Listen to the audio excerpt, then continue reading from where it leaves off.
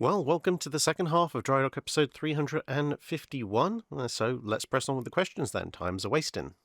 Eric Van Dooting asks, if the Japanese Navy had pressed forward with completing Shinano as a battleship and made her a high priority item without all of the stoppages, redesign work and delays that happened historically, could she have been ready in time to be part of Center Force at Leyte Gulf? Well, historically speaking, if you look at Yamato and Musashi, they take just a little over 4 years from keel laying to commissioning. Now, of course, part of that does involve the delays, particularly for Musashi, surrounding the beginning of World War II for Japan. And although Yamato is commissioned somewhat earlier, she's also subject to a few minor delays here and there while Japan is, gearing up for and then enacting the first phases of its World War II expansion plans. But if we took that as an approximate average and then we look at the keel laying date of Shinano, which you can see here in Drydock being built, then you probably just about could, because she was slow walked for the first half of 1942 while they tried to work out what they were going to do with her. Now, admittedly, then converting her to a carrier, it was a little bit of a faster job completion than it would have been building her as a battleship, due to various things, including the lack of the need for the massive heavy machinery and so forth for the installation of the turrets and the guns. But if you go purely from her keel laying and you take an average of Yamato and Musashi's keel to commission time, and as per the question, we completely hand wave away wartime shortages and so forth, then in theory she could be commissioned in mid to late 1944 in time for the Battle of Leyte Gulf. Now, she would be a very newly commissioned ship, but it could be done, assuming you could find enough crewmen to stock her. Library of Context asks, regarding dual-purpose gun ammunition, is the same shell used for air engagements, surface engagements and land bombardment, or is there dedicated munitions for each task? Obviously, the introduction of the proximity fuse forces a differentiation, but what about before that?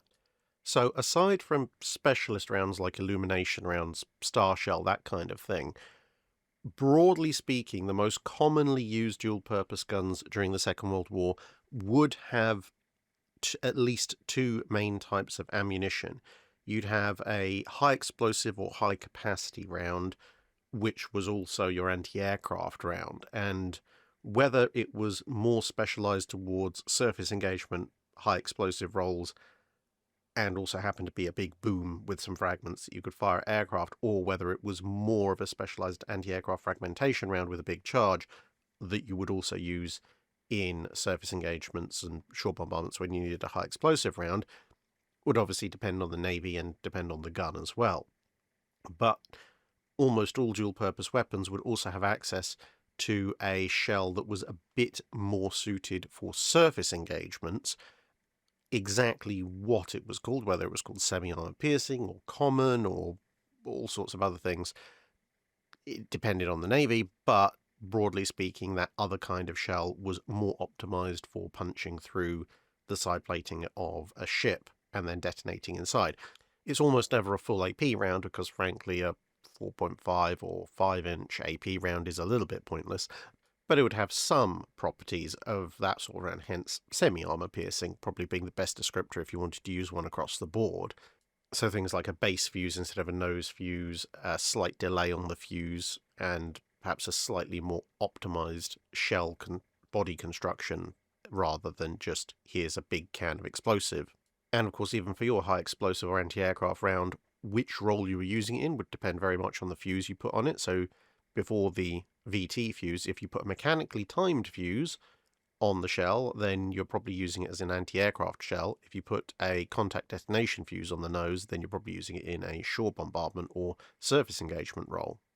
But just because in theory a given dual-purpose gun could have access to those two primary kinds of shells didn't necessarily mean they always did, and things would vary, as I said, depending on time period and depending on the use as well.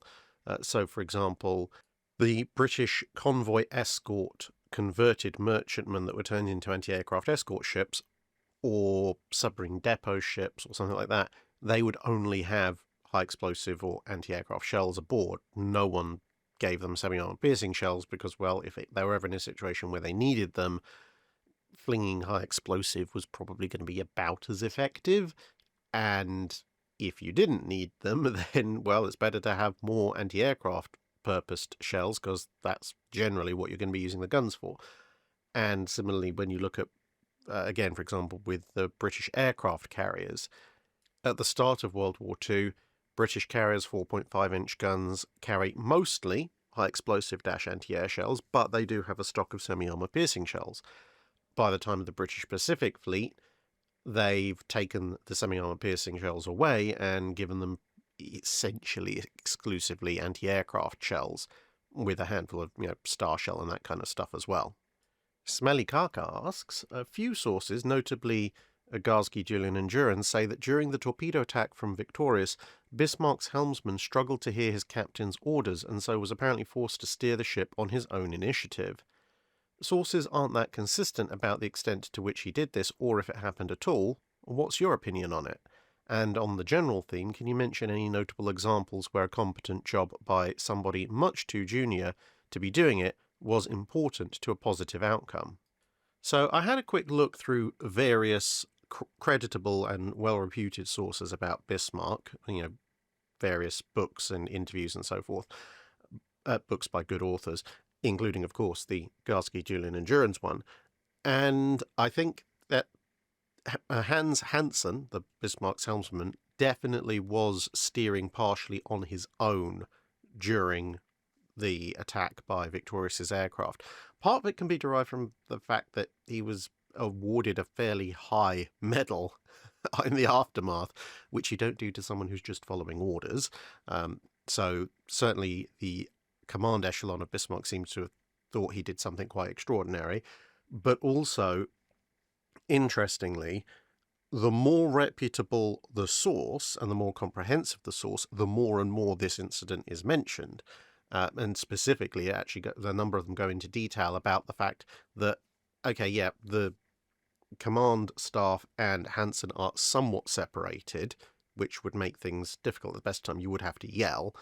But also, he's in the normal navigation position, but there's a massive cacophony of anti-aircraft guns going off right next to him, which is the problem. The noise of the AA fire is overcoming shouted orders that are being yelled at him. So he's sort of looking around going, well, one, it's almost impossible to hear people yelling orders when there's this AA barrage going off next to me. And two, as the engagement goes on, that amount of anti-aircraft gunfire is basically temporarily deafening him. So even when the gunfire is dying down in between attacks, or it just isn't firing in the local vicinity of the bridge, he still can't hear anything. So he's just like, well, I guess I'm making it up as I go along. Off we go.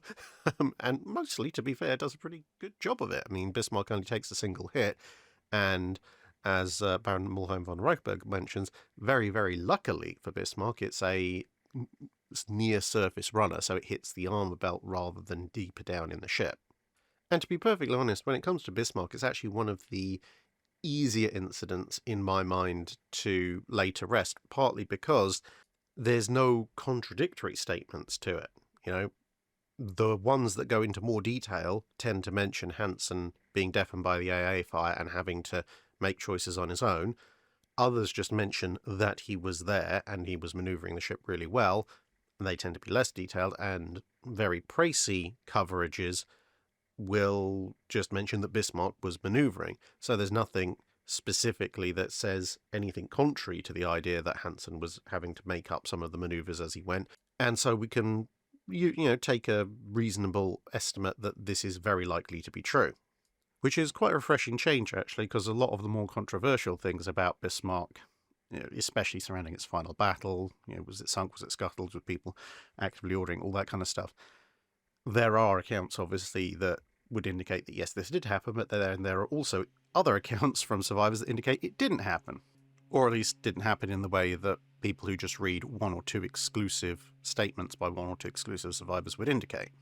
As far as the more general theme of a good job being done by someone far too junior, there's loads of examples throughout naval history, usually involving where senior command crew have been killed, injured, or otherwise put out of action or communication, and junior officers or even enlisted have taken over and just gone, well, we're doing this job anyway. One notable example, going back a little bit to the 7 Years' War in the Age of Sail, would actually be what set the stage for James Cook eventually becoming the captain of various voyages of exploration. Because during the 7 Years' War, during Royal Navy operations against Canada, the French held part of Canada specifically, Cook was a ship's master on a lowly fourth rate. So not a commissioned officer, not on a particularly large ship of the line, not even brought out there for any specific skills other than his ability to navigate and supervise a ship. And then he just turns out to be one of the best cartographers of the period and ends up charting, surveying, mapping the entirety of pretty much the area the Royal Navy's operating in, allowing them to enact some of the strategies that they do along the St. Lawrence River. And given the size and scale of the fleet effort, in theory, there should have been either specialist cartographers brought along with the fleet, or surveyors, or commissioned officers with the relevant training, etc. And either they weren't there or they weren't as good as this random ship's master. The Judge 2017 asks, how inferior is secondary and tertiary or turret range finding to main or radar-guided gunnery? Would the shift be noticeable in terms of accurate fire when seen from the enemy?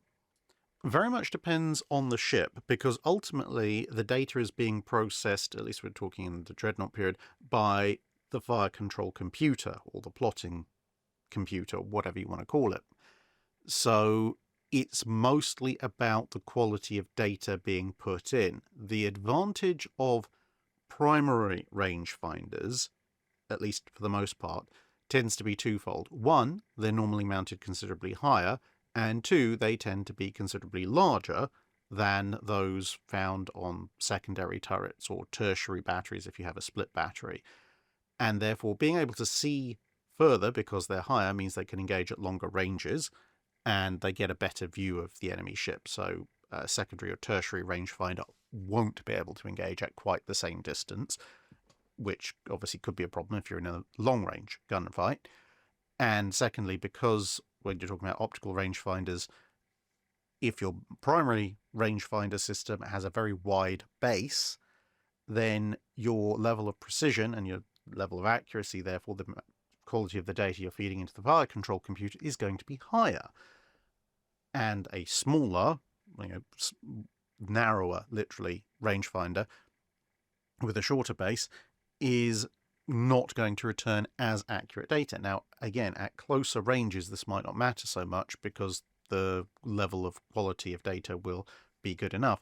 But at medium to long ranges, at least in terms of battleship engagements, it could make a very significant difference, assuming that you can even see that far. The interesting thing, of course, is that turret-based rangefinders tend to be some of, if not the largest on a ship, so theoretically actually get some of the highest quality data, but they are mounted pretty much the lowest of all the rangefinders, so they can't see quite as far. Some of that is to do with the fact that, well, the turrets are relatively low in the ship as far as rangefinder positions go, and some of that is to do with the fact that if you've ever seen the rangefinder on an Iowa class or something like that, they're huge, and sticking such a thing really high up on a ship could lead to some issues. Of course, radar guidance is a whole separate thing, which depends on the quality of the radar, the weather, and a number of other factors. And of course, you've got to hope that your Navy has been sensible enough to have your fire control computer wired up such that it can receive data from your secondaries. But assuming that this is the case, if you are fighting at close to medium range and your main rangefinder goes down for whatever reason, assuming everyone can switch to the secondary inputs pretty quickly, then you probably, in most ships, won't notice too much of a difference in overall data quality. But if you're fighting at medium to long range, let's say the high teens and then into the 20s or thousands of yards or longer, then there probably is going to be a noticeable drop in the quality of data for most ships if you suddenly lose your main uppermost rangefinders and or radar and you're forced to switch to your secondaries. The other thing, of course, is in the best systems, when it comes to optical rangefinding, you're using multiple inputs from multiple different rangefinders, both primary and secondary and tertiary if they exist, in order to produce an overall average figure. And if you lose some of your primary rangefinders, for example, then even if you're at short to medium range, you have lost some of your data points, which inherently will make the overall result that you process afterwards somewhat less accurate, unless they happen to be out by a certain amount. Nick Brodar asks, given the Kriegsmarine's significant losses during the Norway campaign at the hands of a rather haphazard Royal Navy opposition, could more effective Royal Navy intervention have completely destroyed the Kriegsmarine's surface fleet? Completely destroyed as in wiped out every single Kriegsmarine surface unit? Probably not. But in terms of effectively destroying the Kriegsmarine's surface fleet as a working entity, then yes, absolutely, that could have happened.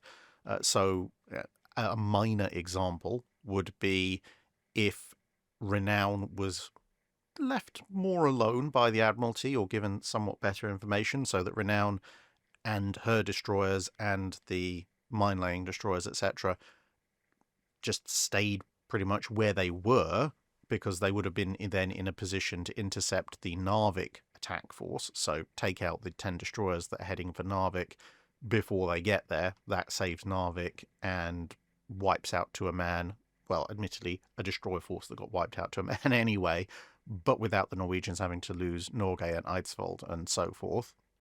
And that might in turn bring Scharnhorst and Guneisenau running to try and help, but that delays what would eventually become the action off Lofoten enough that Repulse might be able to join up with Renown, and Renown and Repulse plus destroyers ganging up on Scharnhorst and Guneisenau. Well, Renown managed to drive off the Scharnhorst on her own, so add her sister and bunch of destroyers. It's probably not ending well for the Germans there. And then, as you can see in the sort of middle part of this picture, the slightly confused nature of the home fleet sailing, because they thought that the forces that were being spotted by aerial reconnaissance were a fleet breakout into the Atlantic rather than an invasion of Norway. If they'd realised that this was, in fact, an invasion of Norway, then instead of heading sort of northeast for an interception of a breakout, they could have headed more east by northeast or possibly even east, at which point interception of Hipper's group heading for Trondheim almost certainly would have occurred. They would have been wiped out. There's no contest at that point. And potentially, you could also send, as you can see down there on the bottom left, first and second cruiser squadrons. They might, I stress might, be able to intercept the German groups heading for Bergen. Maybe Egersund. I'm not so certain about that one. And of course, the further south you get, the more at risk you are from recently established, very, very recently established German air bases in Denmark. But in theory, the home fleet and the cruiser squadrons could continue south, perhaps after destroying Hipper's group. And if they can't save Egersund and Kristiansand, they might at least be able to intercept the German naval forces as they try and beat a retreat. That probably could catch the Bergen force, I think, and destroy that. The big thing, of course, is that, as I said, one, you're risking more and more ships the closer you get to Denmark, and two, there's not a huge amount the Royal Navy can really do about Group 5, the one that's heading to Oslo, because that's on the wrong side of Denmark. So that would leave Oscarsborg Fortress to take out Blücher and damage Lutzow. Well, technically, Lutzow was damaged by one of the other shore batteries, but you get the general idea. So they're not really in a realistic position to wipe out everything, but they are in a decent position, with a few minor changes, to at least get rid of groups 1, 2, and 3, possibly 6, and very, very maybe 4. Can't really do anything about 5, but potentially, collectively, could wipe out a good chunk of the Kriegsmarine's surface forces. And even if Scharnhorst and Guneisenau beat a retreat from Renown and Repulse up north, if you've got the home fleet and various cruiser squadrons patrolling in the gap between Scapa and Bergen, and you put up a bunch of aerial recon, there's a very good chance you might catch them on the way back, and, well, the force that the Home Fleet put out would easily put down the Scharnhorst, which would leave Germany with a damaged Lutzow and the Admiral Scheer as the sum total of anything they have afloat that isn't armed with 5.9-inch guns or less. And they wouldn't be all that much armed with 5.9-inch guns either. Mon Squire asks, in the book The Collapse of the Third Republic, the author William L. Shirer states in pages 248 to 250 that the French army, on paper the strongest in Europe, was a paper tiger geared for defence and not offence, Gamlin's words, and that the British, in their view, had unilaterally abrogated the Versailles Treaty with a naval pact signed with Germany in 1935, with London not bothering to inform Italy or France of this direct acceptance of Germany's violation of the treaty. In your opinion, was this pact with Germany a factor in the later French refusal to intervene when Germany moved into the Rhineland? And do you think it helped to sour the French attitude toward the British, hindering their willingness to join with them? Did the French Navy hold the same defeatist views as the Army, and how prepared was the Navy in terms of ship readiness, drill and planning to actually fight? Were the line officers and enlisted members more willing to fight than their Army counterparts? Now, as I've said before, I'm not a land-based historian, and I'm certainly not a political historian, so the first half of the question, I don't really feel comfortable in talking about any kind of significant details, because, well, it's not my field of expertise, but the general feeling I get, and obviously take this with however much salt you want, is that France had a number of its own reasons for not intervening when Germany went into the Rhineland, and some of those reasons actually are very similar to some of the British reasons for not getting involved, which essentially come down to the fact that neither country was particularly confident in their military state of readiness at that point in time, and France also had some financial issues to deal with. But essentially they were looking at their militaries and going, we're not actually sure that we have modern enough militaries to deal with this situation, compounded by the fact, of course, they didn't know exactly what Germany had sent into the Rhineland.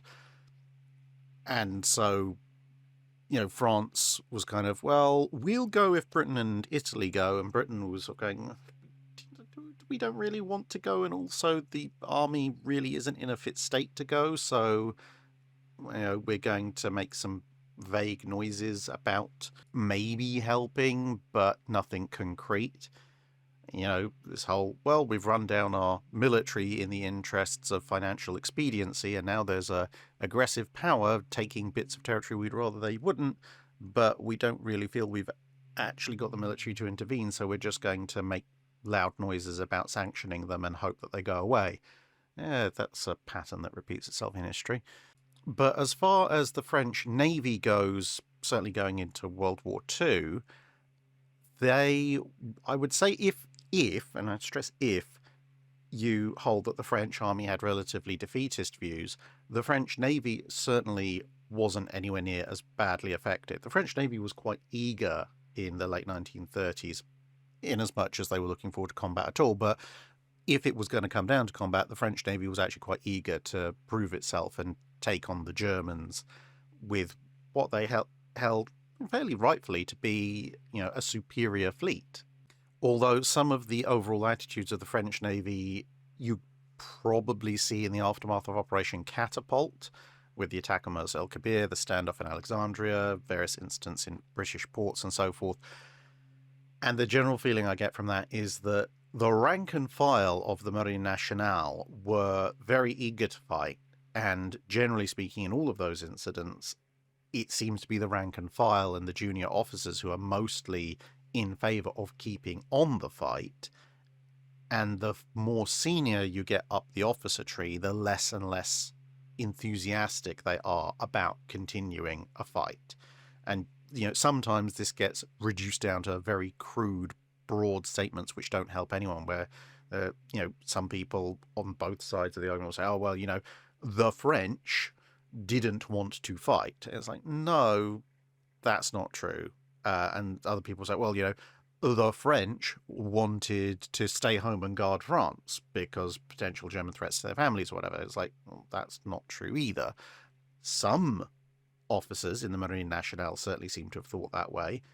But if you look at both British and French histories of that period, if it hadn't been for the most senior French officers in most of those various locations, if they'd just gone ashore or whatever and temporarily left their fleet in charge of the junior officers and the rank and file, those men almost certainly would have sailed their fleet out to become a very large Free French fleet to continue the fight against the Germans.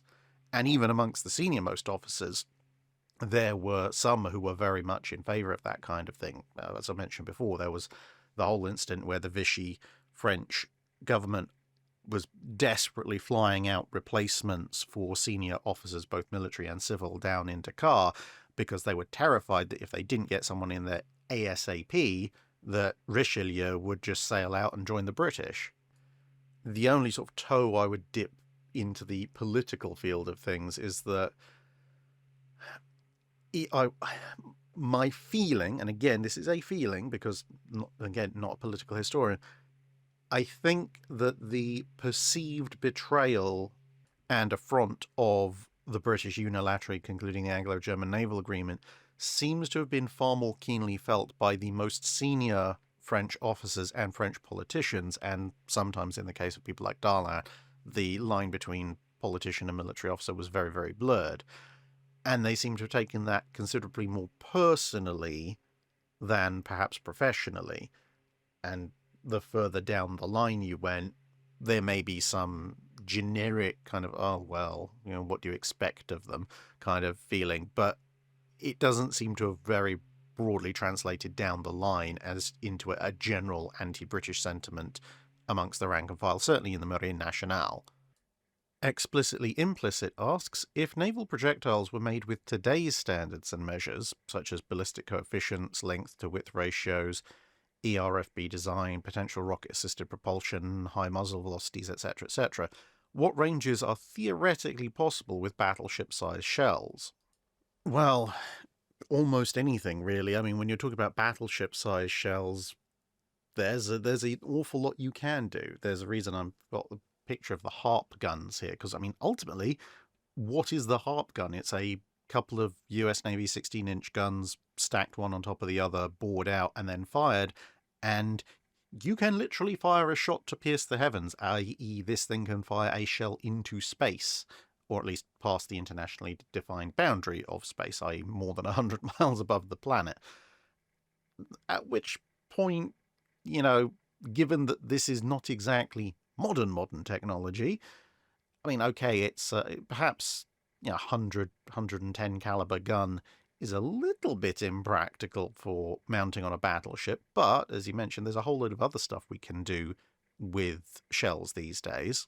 But the main thing that I think, if you're going to try and put a theoretically possible maximum range on a battleship-sized shell from a practical battleship-sized cannon, you would have to draw a line of where does a shell go from being a shell to becoming a guided missile. Because you've got to remember, something like a harpoon missile is actually narrower.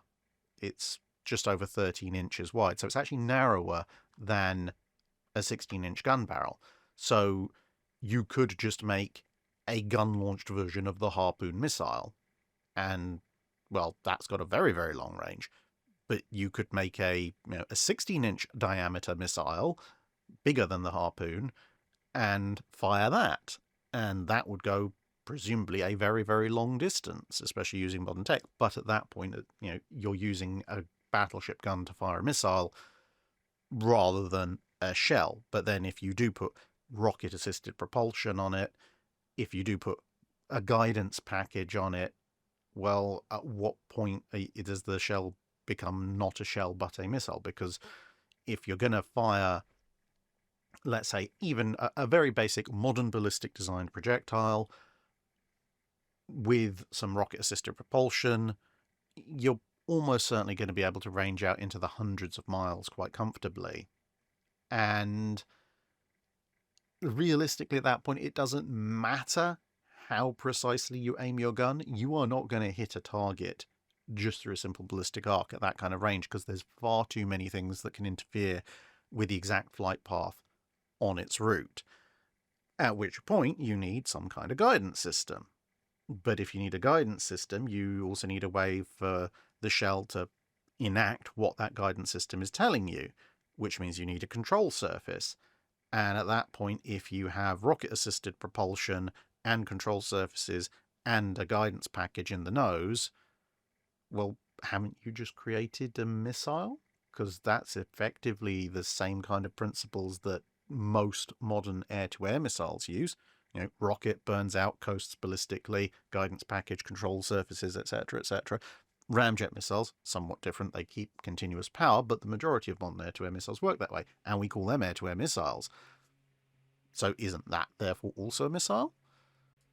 So yeah, you've got to make up your mind when does a shell become a missile, and if you want to keep it purely to, if you like, dumb fire, i.e. it's just going to go on a big ballistic arc and doesn't have control surfaces that pop out and so on and so forth, you have to accept at some point that if you're not going to guide the shell, you could achieve a truly stupid range with modern technology, but if it's just dumb fire, you might hit the county it's aimed at, and that's about it.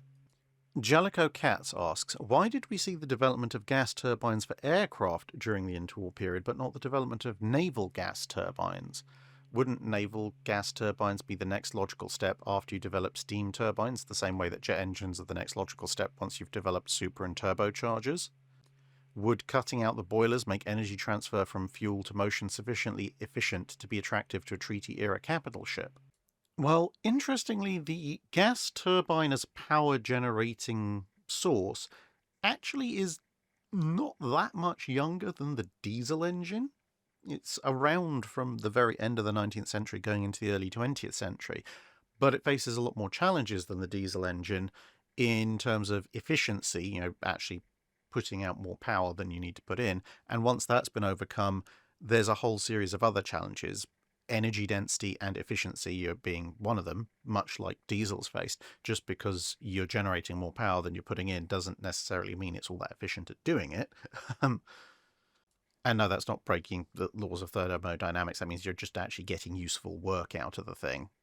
But there are a whole load of specific engineering challenges related to power generating gas turbines, which means that they're much harder to implement than even jets. So one of those, from an engineering challenge, is what happens to the turbine blades themselves, sometimes called creeping by the blades. And this is essentially, you have a turbine blade, well, you have a bunch of them, considered one turbine blade. It's spinning around at extremely high speeds, so there's an awful lot of force being exerted on that blade. And naturally, it's going to want to elongate. Now, of course, a normal metal blade made out of a decent quality of steel or whatever alloy you want to use, it won't elongate unless you put a stupid amount of stress on it. Great, fine, fantastic. Unfortunately, when you're talking about a turbine environment, you are also talking about a huge amount of pressure and a huge amount of heat, and very much the heat, but also to a certain degree the pressure, reduces the overall resistance of the turbine blade, and it will begin to elongate. And if it begins to elongate all that much, it could break because your cross-sectional area is decreasing, therefore your strength is decreasing. The tip of the blade could hit the outside of the turbine casing, and that's not going to go very well. The blade itself could start to deform, lose efficiency, and start to experience greater resistance. You get blade flutter and all sorts of things. And on a jet engine, let's face it, that is ultimately about the size necessary to power an aircraft, this is slightly less of an issue because the overall turbine fan diameter is somewhat smaller. Therefore, the outer tip velocity, if for the same RPM, is going to be slightly less. And a given percentage of creep is going to obviously be physically a smaller amount. And for the technology of the time, it's just easier to make those somewhat smaller turbine blades. And even then, unless you have access to very specific materials, it's very difficult to do. Witness, German material shortages and how quickly their jet engines wore out at the end of the Second World War. On a much larger scale, like the scale you need to power a ship, this becomes a lot more difficult, and essentially it's beyond the technology of the 1930s to economically or realistically solve.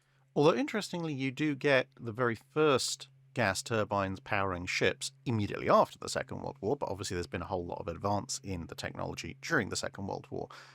Now, there are, just before the Second World War, some early gas turbine power generating units, which is what you've seen on the screen here all the way through this question.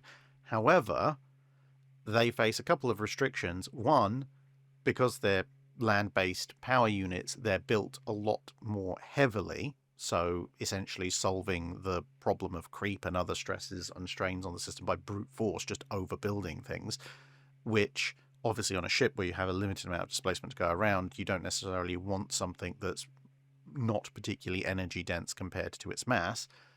But also, even then, the power output was relatively small. So the power output, for example, of the first truly practical gas turbine power generator in the late 1930s was equivalent of about 5,000 to 5,500 horsepower, which, yeah, you know, on a ship that wants to move at any great speed, when you're talking about needing tens of thousands of horsepower minimum and hundreds of thousands if you're talking about a carrier or a battleship and you want to go past the mid-20s of knots, well, you need an awful lot of 5,000 horsepower turbines to do that.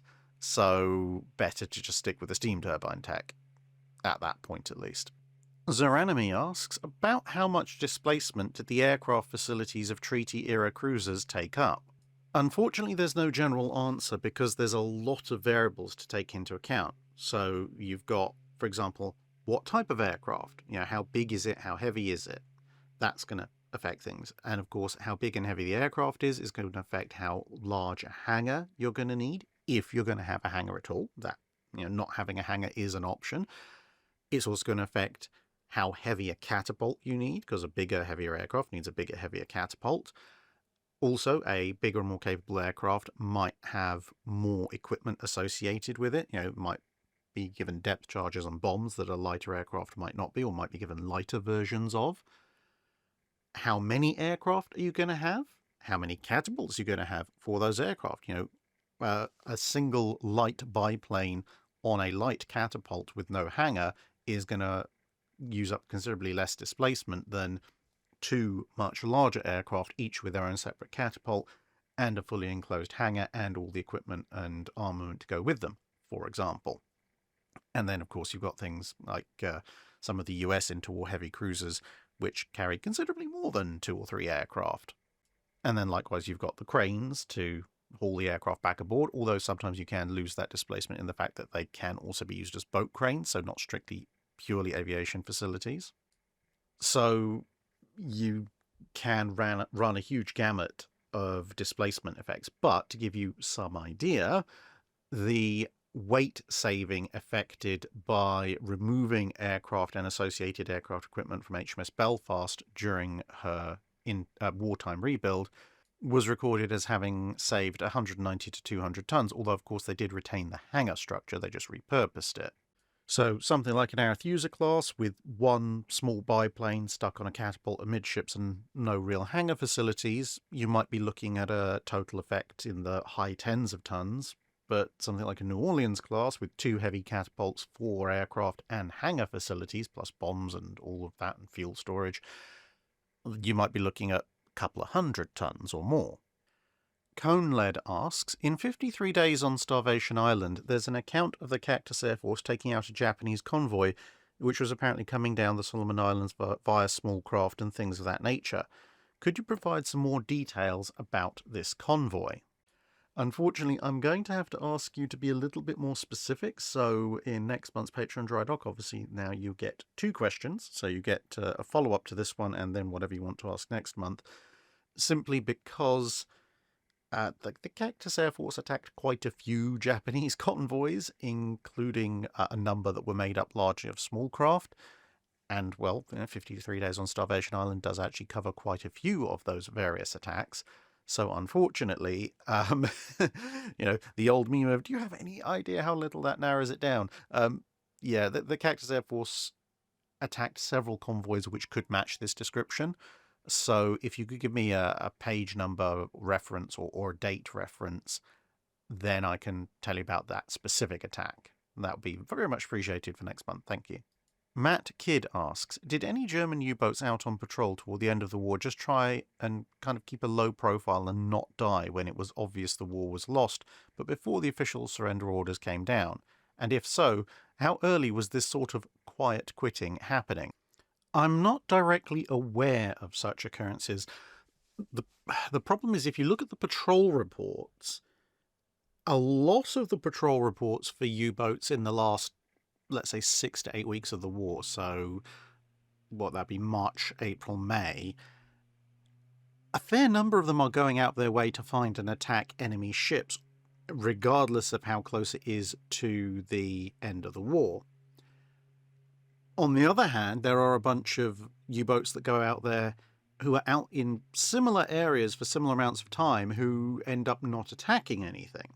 Now, you could argue that perhaps these are examples of U-boats technically following their orders and going out to the relevant hunting grounds and then just going, yeah, stuff this, we're just hanging around till the surrender comes in. But equally, any number of U-boat patrols in the middle of the war came back without really having managed to attack anything. So whether or not those particular patrols represent a U-boat just deciding it's not going to really fight anymore and wait for the timeout, or whether it just represents a U-boat that's doing its best but just physically can't find anything to shoot at, is a little bit up in the air. And I haven't looked into the specifics of late war German U-boat activity in enough detail to be able to say with any degree of certainty whether those patrols represent people just chilling out or just being unlucky.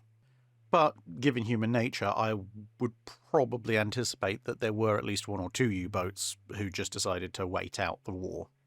Jack von Kuhn asks, with regard to Fletcher-class destroyers, you mentioned in your video from the Bofors sales brochure, aka the Smarland, I think maybe? I don't know, that the US had basically paused destroyer design in favour of spam printing the Fletchers for the war effort. I'm wondering, what would have been a reasonable production run for the Fletchers if war doesn't break out? Obviously, it would not have been the well over 200 that were actually built, but how many Fletchers was the US Navy wanting to build before they moved on to their next design? Yeah, so once the Fletchers start being mass-produced, although the US is working on what will become the Allen M. Sumner design almost from the minute Fletcher's keel is being laid down, what they're doing is, if you look at US destroyer development during the 1930s, back then they were looking at mostly iterative and occasionally the odd innovative design, but essentially going, look, we're building this lot, we now have a fixed amount of time until we want to build the next lot of destroyers. That's when you've got to come up with a design. Whereas because of the mass production of Fletchers and then the ordering of even more Fletchers, when it came to the Sumners, they were essentially going, okay, well, we've got some time. We can sit back, not quite relaxed because there is a war on, but we can take a much wider range of views on what our next generation of destroyer is going to be, particularly with the whole issue of switching from single to twin mounts. In a dual-purpose arrangement, which is why there's this kind of gap between the keel laying of Fletcher and the keel laying of Allen M. Sumner relative to the gap between the keel laying of the Bensons and Gleaves and Sims and so on and so forth compared to their subsequent successors and then obviously the Fletchers. Now, as far as production run for the Fletchers, it's almost impossible to tell from initial sourcing because you have the problem that the Fletchers are ordered in a build-up to war environment and then a wartime environment. So there is never a kind of, here is our peacetime destroyer build program for the Fletcher class. And you can in fact even see that in the immediate predecessors, because when you look through most US interwar destroyer design, apart from the big flotilla leaders, you're mostly looking at an average of around 10 to a dozen destroyers per class. But the immediate predecessors to the Fletchers, they're ordered in 2 dozen to start with, and then they end up building something around 60 or so because of the war. So at a very minimum, given that the US was building up for a war, but if we said, for example, the US assumed they're not actually going to be involved in the war, but they're just going to continue rearming themselves, you might be tempted to go, oh, we'll take 24 as a baseline and say there would have been that many, and then perhaps they would have moved on to the Sumners or something similar to them.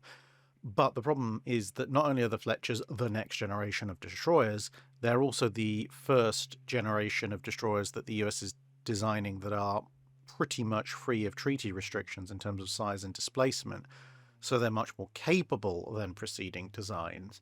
So I think they probably would have ordered considerably more than 24 just on general principle, because some of the earlier interwar period destroyers the US Navy was looking at going, we maybe want to replace those as well as expanding the fleet. So I think even if December 7th had never happened, you'd still be looking at, in the order of 4 to 6 dozen minimum being built before the Sumners come along. But that would assume a rather radical drawback on US destroyer construction, simply because the initial orders for the Fletchers were so high. You're essentially talking about a scenario where the US is absolutely convinced for some reason that they're not going to be involved actively in the war at any point in the near future. Christopher Dooley asks, torpedo boats were certainly influential. They resulted in huge expansions of capital ship and cruiser secondary and tertiary batteries. Whole new classes of ships were created just to deal with the threat, and the French built a whole naval strategy around them. But for all that, how successful were torpedo boats as a whole at their stated mission, i.e. attacking large warships with torpedoes? Well, as is probably getting fairly familiar, you have to put some qualifications on that, because what exactly do you count as a torpedo boat? There's the classic torpedo boat, the predecessor to the torpedo boat destroyer, but then you also have things like Italian Mars boats, CMBs, MTBs, Schnellboote, the Elbings, etc. All of these things are notionally torpedo boats, but I have a feeling that, given the context of what you're talking about with the Ginecol and so forth, you're probably referring to the small ships of the late 19th century, i.e. the things that would soon be superseded by torpedo boat destroyers. And in that realm, I would say there's a mixed amount of success.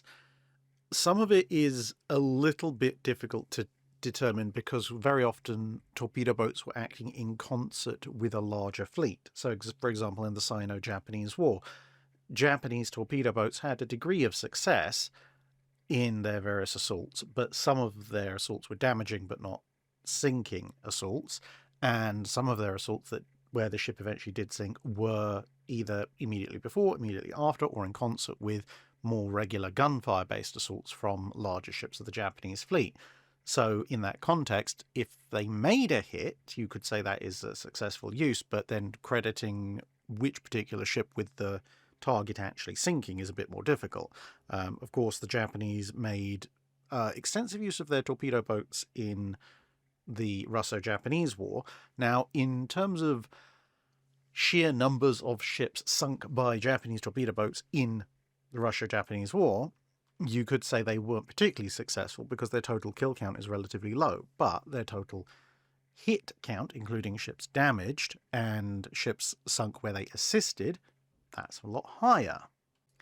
And then, of course, there's also the strategic effect. So, for example, the initial attacks on Port Arthur with torpedo boats.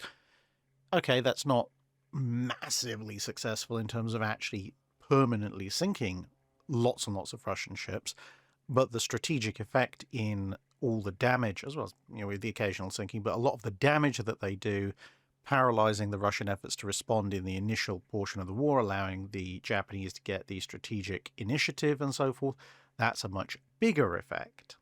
And also, ultimately, these things are so cheap that they don't have to really sink or badly damage all that many large ships in order to, if you like, make their money back. I mean, the cost differential between a typical pre-dreadnought battleship and a medium-sized torpedo boat in the late 1890s is something in the order of 50 to 1.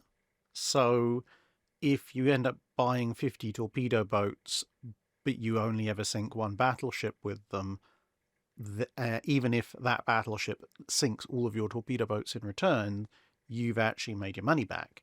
Now, granted, a lot of torpedo boats were built, but if you narrow down that selection to just torpedo boats that were actually in service in a navy that went to war at the time that that navy actually went to war, and then you compare, number of torpedo boats in that category to number of ships that those torpedo boats sunk or badly damaged, and perhaps assign some arbitrary 25 or 50% value to the damaged ships, I think overall it breaks even or comes out in favour of the torpedo boats, at least in a lot of the earlier engagements.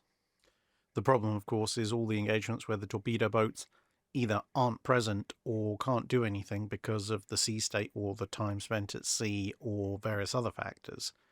Jack Hirsch asks, could you give a rough overview of the Focke-achgelis I don't know, whatever, the FA-330, and how effective do you think they could have been if they'd been deployed in a more widespread scale on U-boats?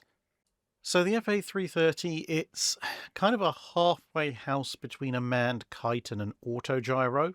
As you can see, it looks kind of like a very skeletonized autogyro, but it doesn't have a motor.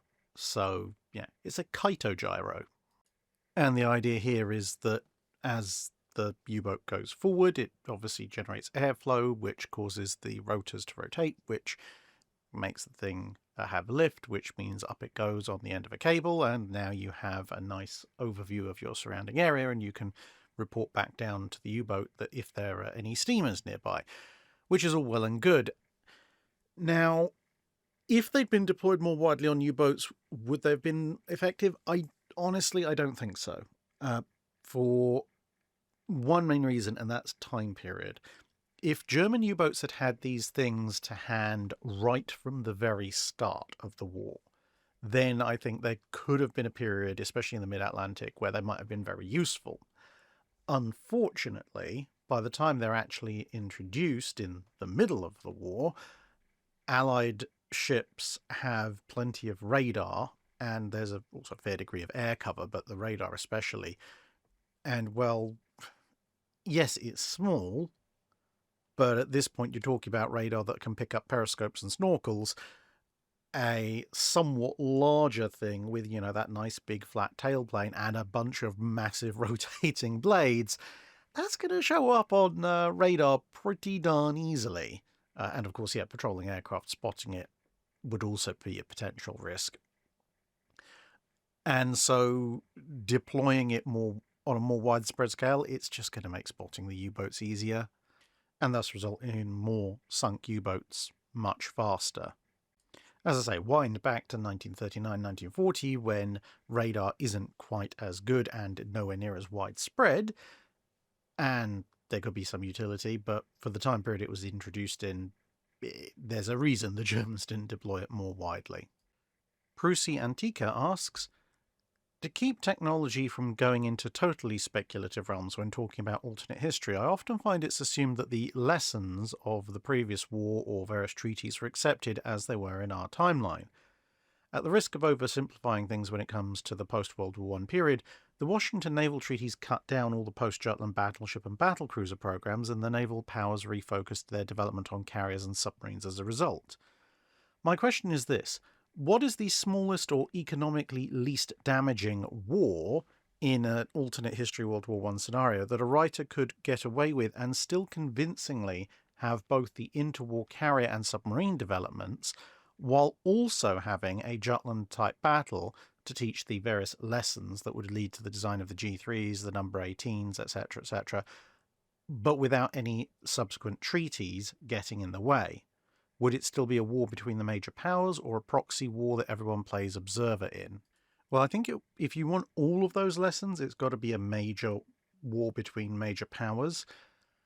And ultimately, if you're looking at the historical makeup of fleets in the early 1910s, it's going to have to be a war that involves either Japan, Britain, or France, or some combination thereof, on at least one side, because they're the ones who are the leaders in carrier development at the start of historical World War One. If you don't involve at least one of them, then you're probably not going to get all that much in terms of naval air power lessons from the war that you're then going to fight. So, that could be America versus Japan. It could be a limited war between Germany and France. It could be a limited war between Italy and France. It could be a war between Britain and Germany, etc., etc. But you will need one of those three powers. Then, if you want to incorporate submarine developments, if you're trying to make it a limited war, i.e. you're not dragging in lots of other people, you are now having to, I think, eliminate Japan from that running, because World War I submarines just aren't long range enough for Japanese submarines to really do much other than coastal defense. And if they're fighting anyone, well, let's face it, they're probably going to be fighting the Americans. And the American submarines, they're not making it across to the Western Pacific. Sure, you might have a few based in the Philippines, but it's not going to be enough to learn significant lessons. So that leaves you with a war that involves at least Britain or France, because that'll give you both carrier and submarine developments of some description. And then you've got to have a Jutland-type battle. Well, that means you need a nation with a fairly large battle fleet, or at least a decent-sized battle fleet, and the enemy who can face off against them with a similar-sized battle fleet, or at least one that is not a complete one-sided walkover. At which point, you could technically look at a potential fight between France and Italy, although that would be pushing the lower end of things a little bit, because neither side has a particularly large battle fleet, and with them being so physically close to each other and sharing a land border, there's going to be a limited opportunity for submarine and especially carrier aircraft conflict when you can just have an aircraft conflict over your direct land border. And so I think at that point you are probably looking at a war that has to have Britain on one side at least. And at that point, realistically, there are only really two nations that you could plausibly go to war with and not have an immediate one-sided slaughter in the naval department once you've eliminated the nations that are allied with Britain anyway. So you'd be looking at a limited war between either Britain and America or Britain and Germany. And the Germans have the larger fleet of the two potential opponents. They're a lot closer, so again, you can have an actual submarine war, whereas you could have a submarine campaign in a war against the US, but it would be a bit weird because it would essentially mostly be a localized submarine war off the Canadian coast and in the Caribbean, and potentially off the US coast if the British haul some of their submarines by tow rope across the Atlantic. Although, with battle fleets ranging out across the Atlantic, there is some reasonable capacity for early carrier aircraft, or, well, seaplane carriers like Campania and Engadine to prove their worth. But honestly, a Jutland-style engagement between the British and American fleets is mostly just going to go the way of, shockingly, the much larger fleet with an actual cruiser screen won, because, well, the US fleet doesn't have a cruiser screen, so they don't have scouts, at which point any potential naval engagement is going to lead with British battle cruisers and cruisers identified where the US fleet was. They then held them at a distance until various torpedo attacks could be completed, and then the British battle fleet was able to engage from a position of strength, which that's not exactly rocket science or going to lead to any kind of Jutland-style revelations. So essentially, the smallest and least economically damaging war that's going to give you all of these lessons is probably going to be maybe a year and a half long war between Germany and Britain for some reason. Maybe somehow France manages to sit it out, making it primarily a naval operation, because that will give you long enough for the U-boat campaign to take effect, as well as various countermeasures to begin to be developed. Development will start on them. So that'll give you most of your submarine lessons. The British will, let's say, be able to use early seaplane carriers relatively effectively in things like raids on German Zeppelin sheds, safeguarding the fleet from Zeppelins, and maybe scouting German forces. So you can kind of go with that. And both fleets are big enough, especially in 1914-15, to have a big knockdown, drag-out Jutland-style naval battle, which you can take those lessons away from.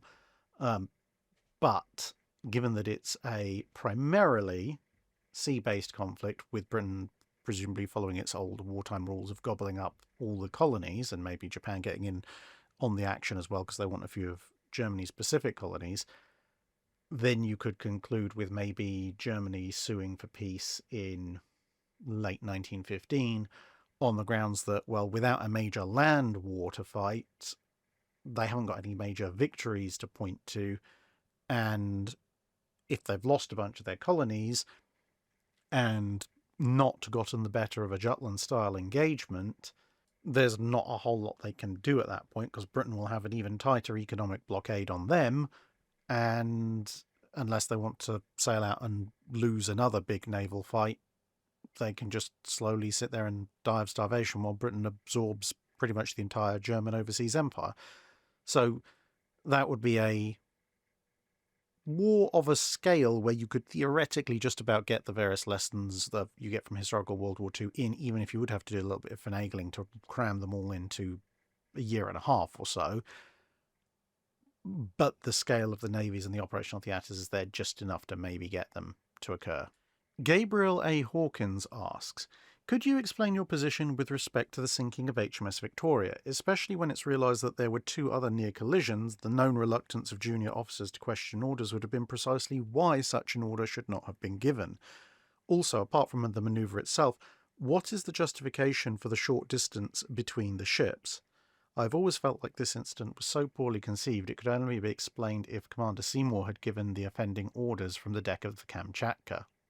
My personal interpretation of the whole thing is essentially that Tryon was,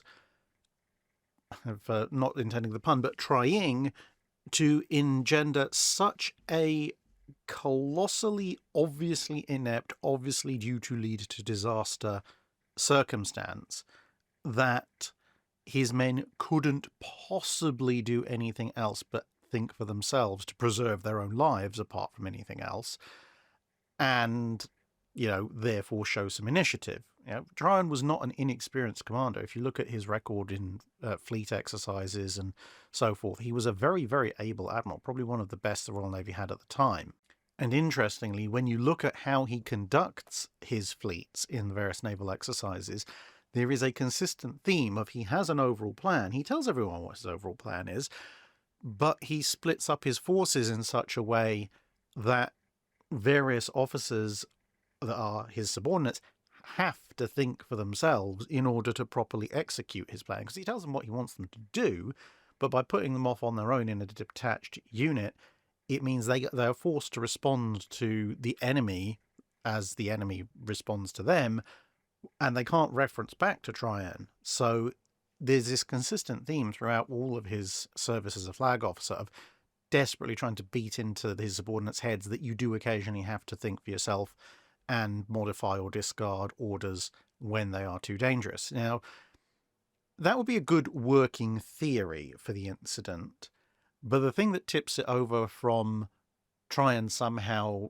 massively screwed up in a way that he'd never shown any inclination to before, over to this was a deliberate attempt on his part to force people to stop and actually, disregard orders for a change, is from a memo that he put out to his fleet. So, bearing in mind, if you are part of the Mediterranean fleet at the time, you know what Tryon's reputation is. Some of the officers have served with him in the past in various roles. You know you're going on to manoeuvres, and then you get this memo circulated to everybody. And to quote it mostly in full, orders directing the movement of ships, either collectively or singly, are invariably accompanied, as a matter of course, with the paramount understood condition, with due regard to the safety of Her Majesty's ships. When the literal obedience to any order, however given, would entail a collision with a friend or endanger a ship by running on shore or in any other way, paramount orders direct that the danger is to be avoided, while the object of the order should be attained if possible. So, put into context of everything Tryon's done up till now, if I was a captain in the Mediterranean fleet and I get this memo from that admiral just before we sail on fleet exercises, that's near enough as I can possibly think of the single biggest red flag of Tryon going, hey guys, in the following set of maneuvers, I'm going to order you to do something which will probably result in a collision if you are stupid enough to do exactly what I tell you to. And I'm also giving you the perfect out because I'm giving you pre-written instructions that if you think my orders are going to make you crash into something, you should not follow them. If you can follow the spirit of the orders, great, but it's not necessary. The main thing is don't hit things. That's essentially what he's saying in this memo. And then he deliberately tightens up the formation so that there isn't a safety margin in the ship's turning radii. He sends the fleet heading towards shore, so there is a time limit on when people can do things. And he leaves people with options open in the wording of the orders when he orders the two columns to turn. You know, they could try and turn to keep both columns at the appropriate sides, or they could try and turn through the formations. The one thing that they shouldn't be doing at that point is literally following his orders and the standard method of turning, because that is the one thing that will lead to a collision. Basically, if you do anything except for follow orders and tradition literally and blindly, you'll be fine. If you follow orders and standard naval practice literally and blindly, you will collide. And yeah, based particularly on that memo as well as everything else, the only reasonable conclusion I can come to is that Tryon was essentially baiting people and saying, look, I'm going to put you in an impossible situation if you follow my orders, but I've explicitly told you not to if I do that. Now break my orders and show me that you actually have some form of intelligence in that skull of yours. And they're sorely disappointed when they just follow his orders quite literally and slam into the flagship. Stafford Magnus asks, in episode 345 you answered a question regarding tank turrets on ships and mentioned that guns that are designed for tanks are much more prone to rust at sea than a sea service weapon. By this, do you mean that guns that are going to be used on ships often have different metallurgical properties than land-based guns, i.e. do gun manufacturers add more chromium or molybdenum or whatever alloying metals are needed in order to inhibit rust? And or did you mean that naval guns receive far more attention by way of painting, oiling and other waterproofing or rust-proofing activities? A mixture of the two. So there will be considerably more general maintenance on guns at sea than there are guns on land, but also the treatments will differ. So, you know, for example, the paint that you will use. Now, obviously you don't want a paint that's going to run the minute it gets touched by a spot of rain, but paint that you could use on land-based artillery only needs to be rain resistant. You know, it's only really got to put up with being occasionally drenched in the odd downpour. Whereas at sea, not only is it more likely that your guns are going to be rained upon because they're not going to be spending time in covered sheds and so forth when they're not on active duty, but also there's going to be sea spray and a lot of obviously saltwater environment, which is going to be a lot harsher on paint. So you need a different kind of paint to better withstand those kinds of things. And yes, there is actually going to be, on the other hand, somewhat different metallurgy going on. Now, obviously, there's only a certain number of alloys that you can use in early 20th century artillery, without sacrificing something by way of either massively increased costs or decreased durability and so on and so forth. But there are some variants on alloys. Obviously, steel is an alloy, but additional alloy materials added to steel. And some of those are more commonly used at sea because they might be a little bit more expensive, but again, saltwater environment, regular exposure to water and other, chemicals in seawater. Therefore, you're going to want to pay that little bit extra for the more rust-resistant metals. And it's not just the gun, it's all the mountings, the turntables, etc., both in terms of the sealant and the treatment of them and the materials they're made of. And it can go even further.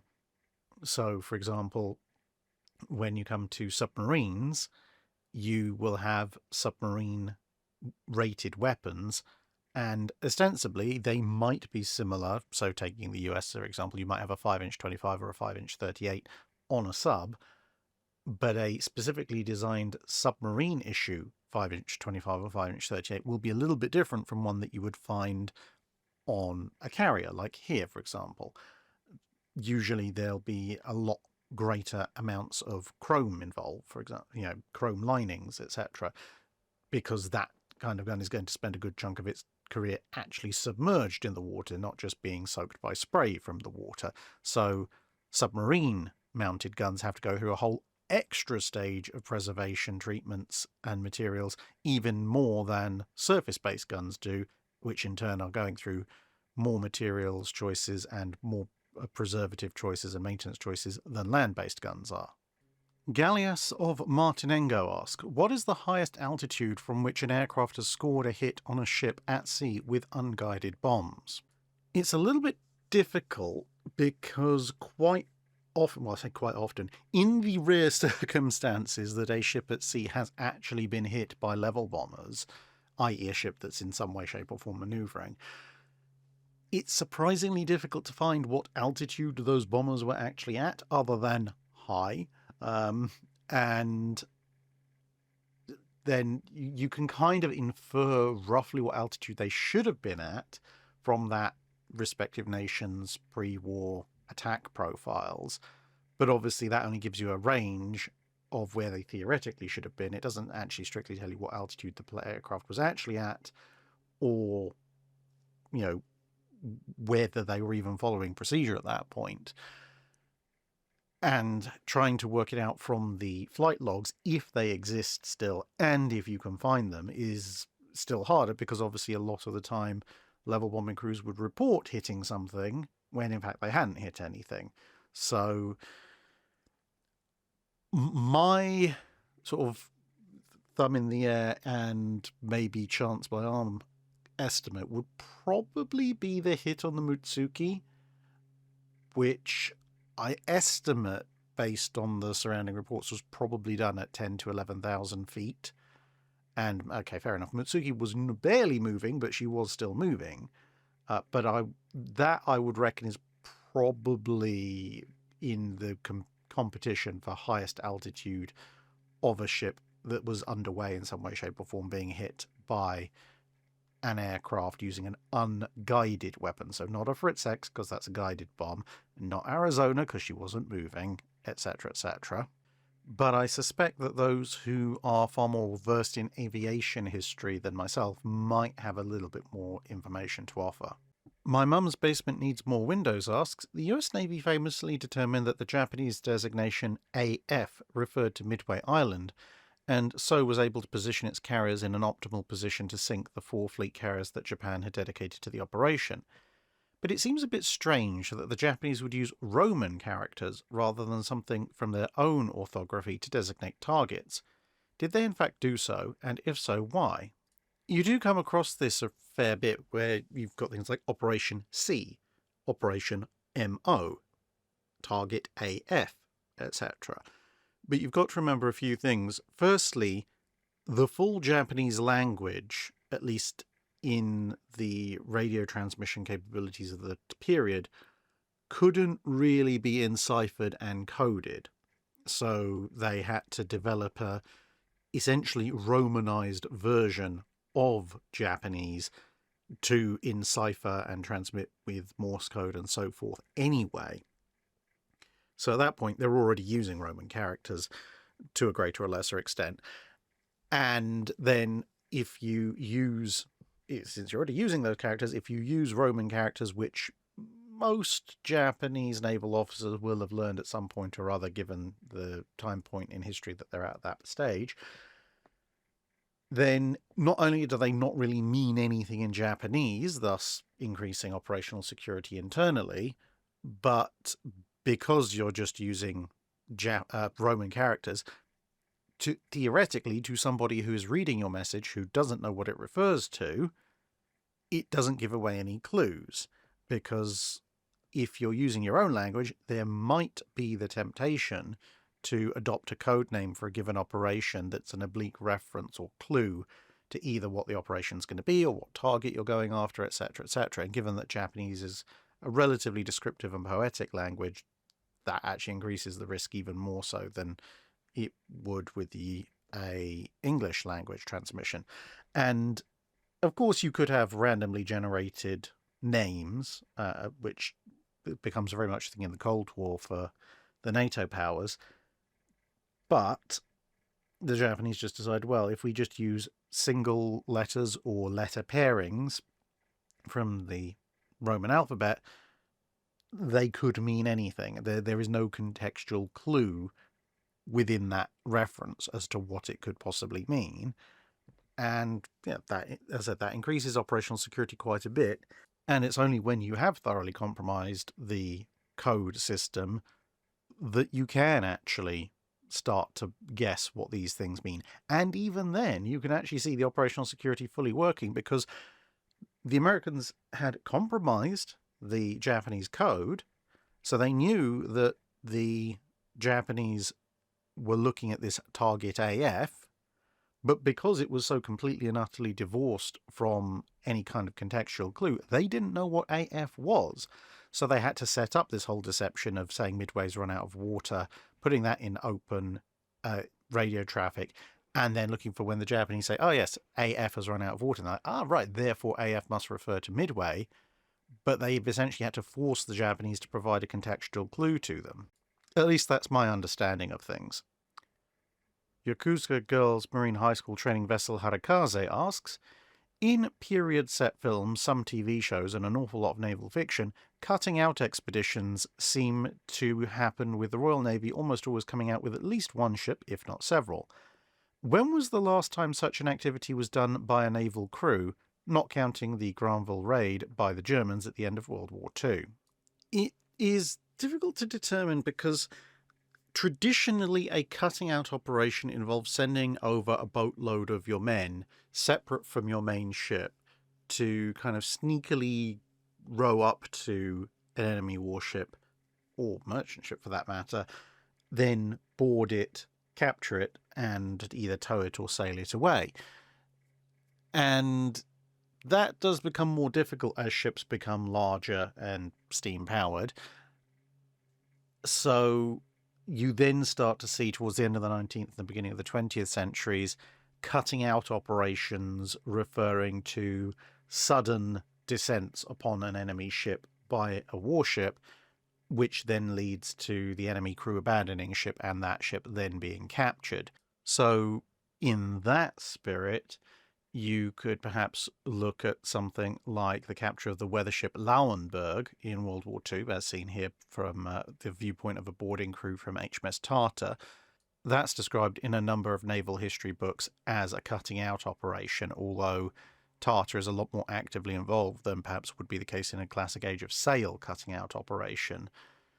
You could argue, for example, that the Finns taking over a bunch of the Russian Baltic fleet is sort of a cutting out operation, except they don't have motherships to start with, but they do obviously after they've finished capturing them. So it really depends on how you define cutting out operation. John Plate asks, in the previous Drydock, you mentioned that Germany could do well with a carrier gunship hybrid in the Atlantic, and that got me thinking.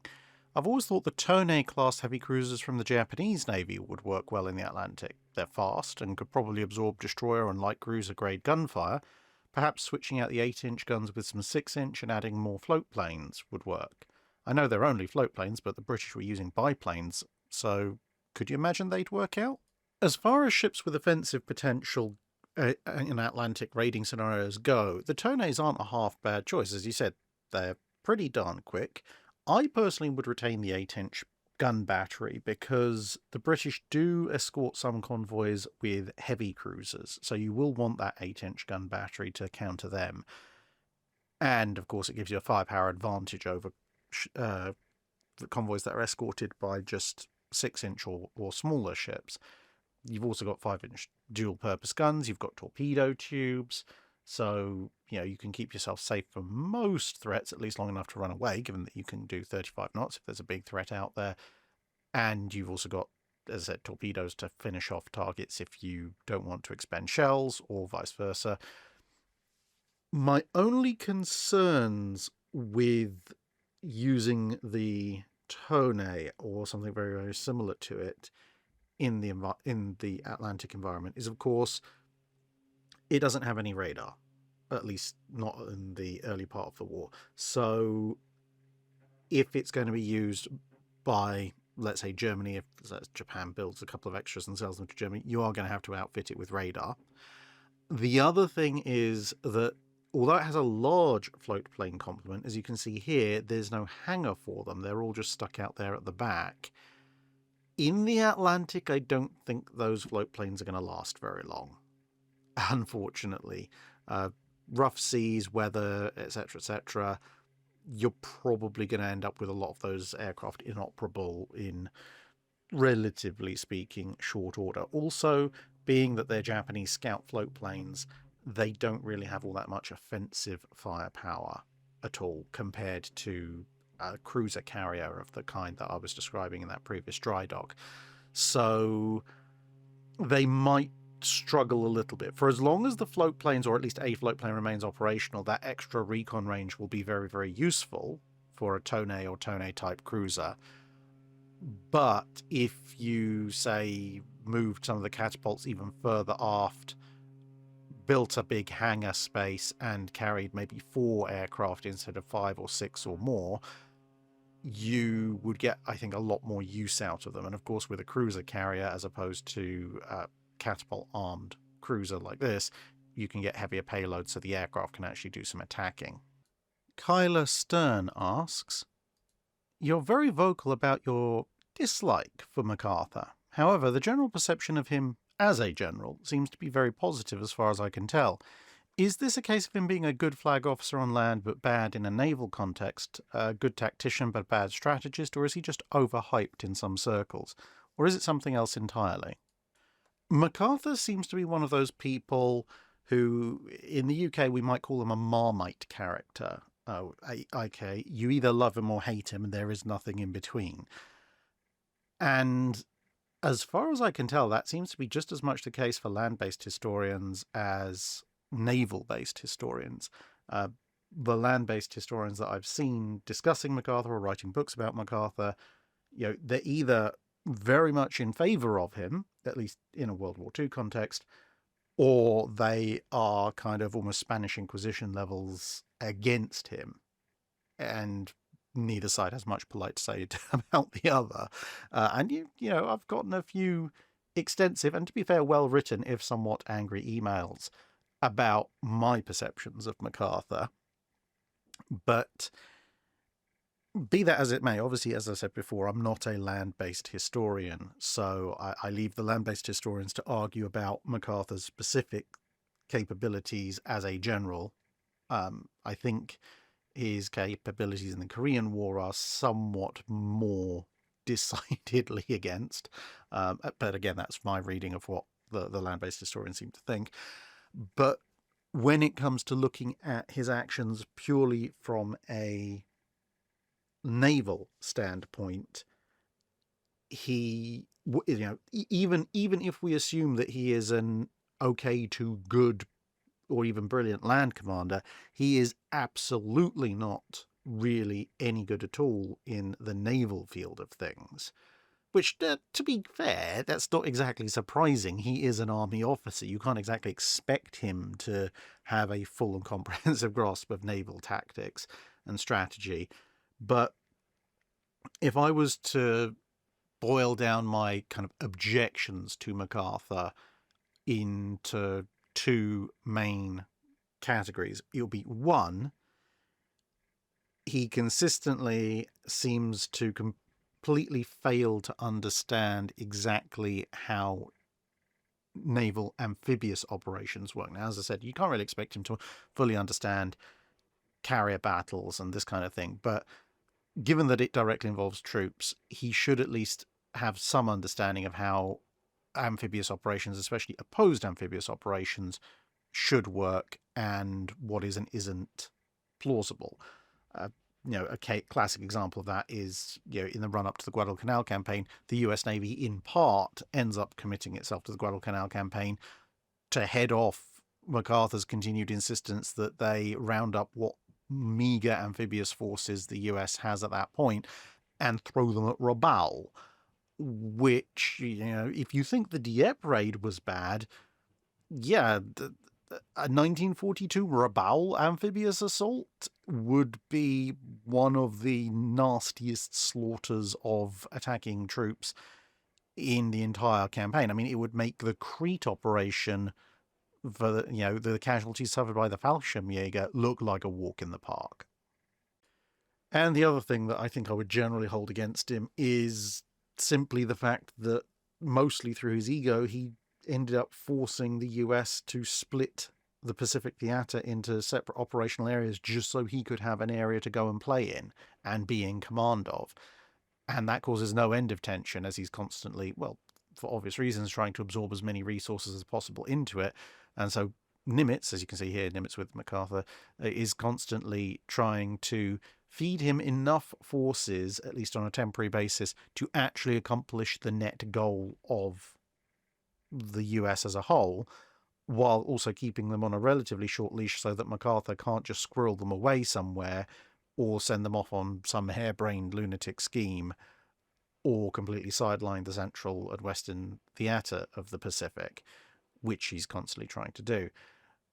Objectively speaking, given that, with the exception of New Guinea, because it's such a massive, large island, the vast majority of the Pacific campaign is primarily a naval campaign. You've got to establish control of the sea, you've got to transport things across the sea, and then you fight for control of specific islands and atolls in order to further your logistical network and control of the sea until you get to Japan.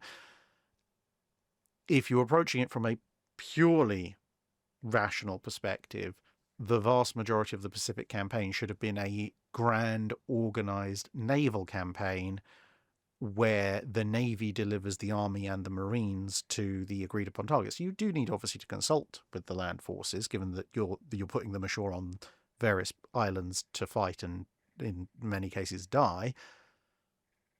But what you end up with is a somewhat imperfect system where you have a primarily army-based and army-thinking-led campaign in the Southwest Pacific, and then the Western and Central Pacific is being Navy-led, and all the tensions that go along with that. If MacArthur had wanted to be the supreme land general for the broader Pacific campaign, but obviously subordinate to Nimitz overall directing said campaign, and then you've got the Joint Chiefs directing both Nimitz and MacArthur, that could have been a working arrangement, depending on what you think of MacArthur's land generalship skills.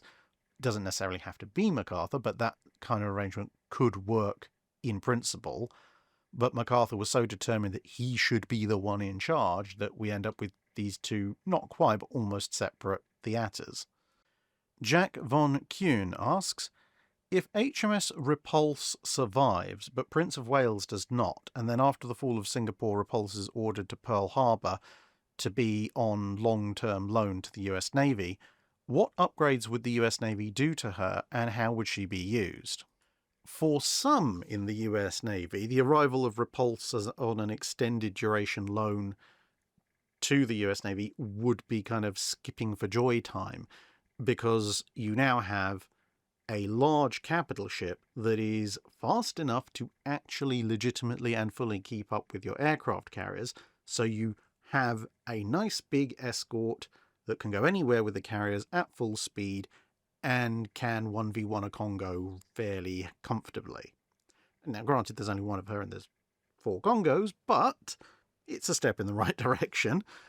Now, this has advantages for many reasons. Obviously, the tactical flexibility of being able to match speed with the carriers, but also the fact you can now perhaps afford to detach some of your other fast capital ships if you need to for other purposes.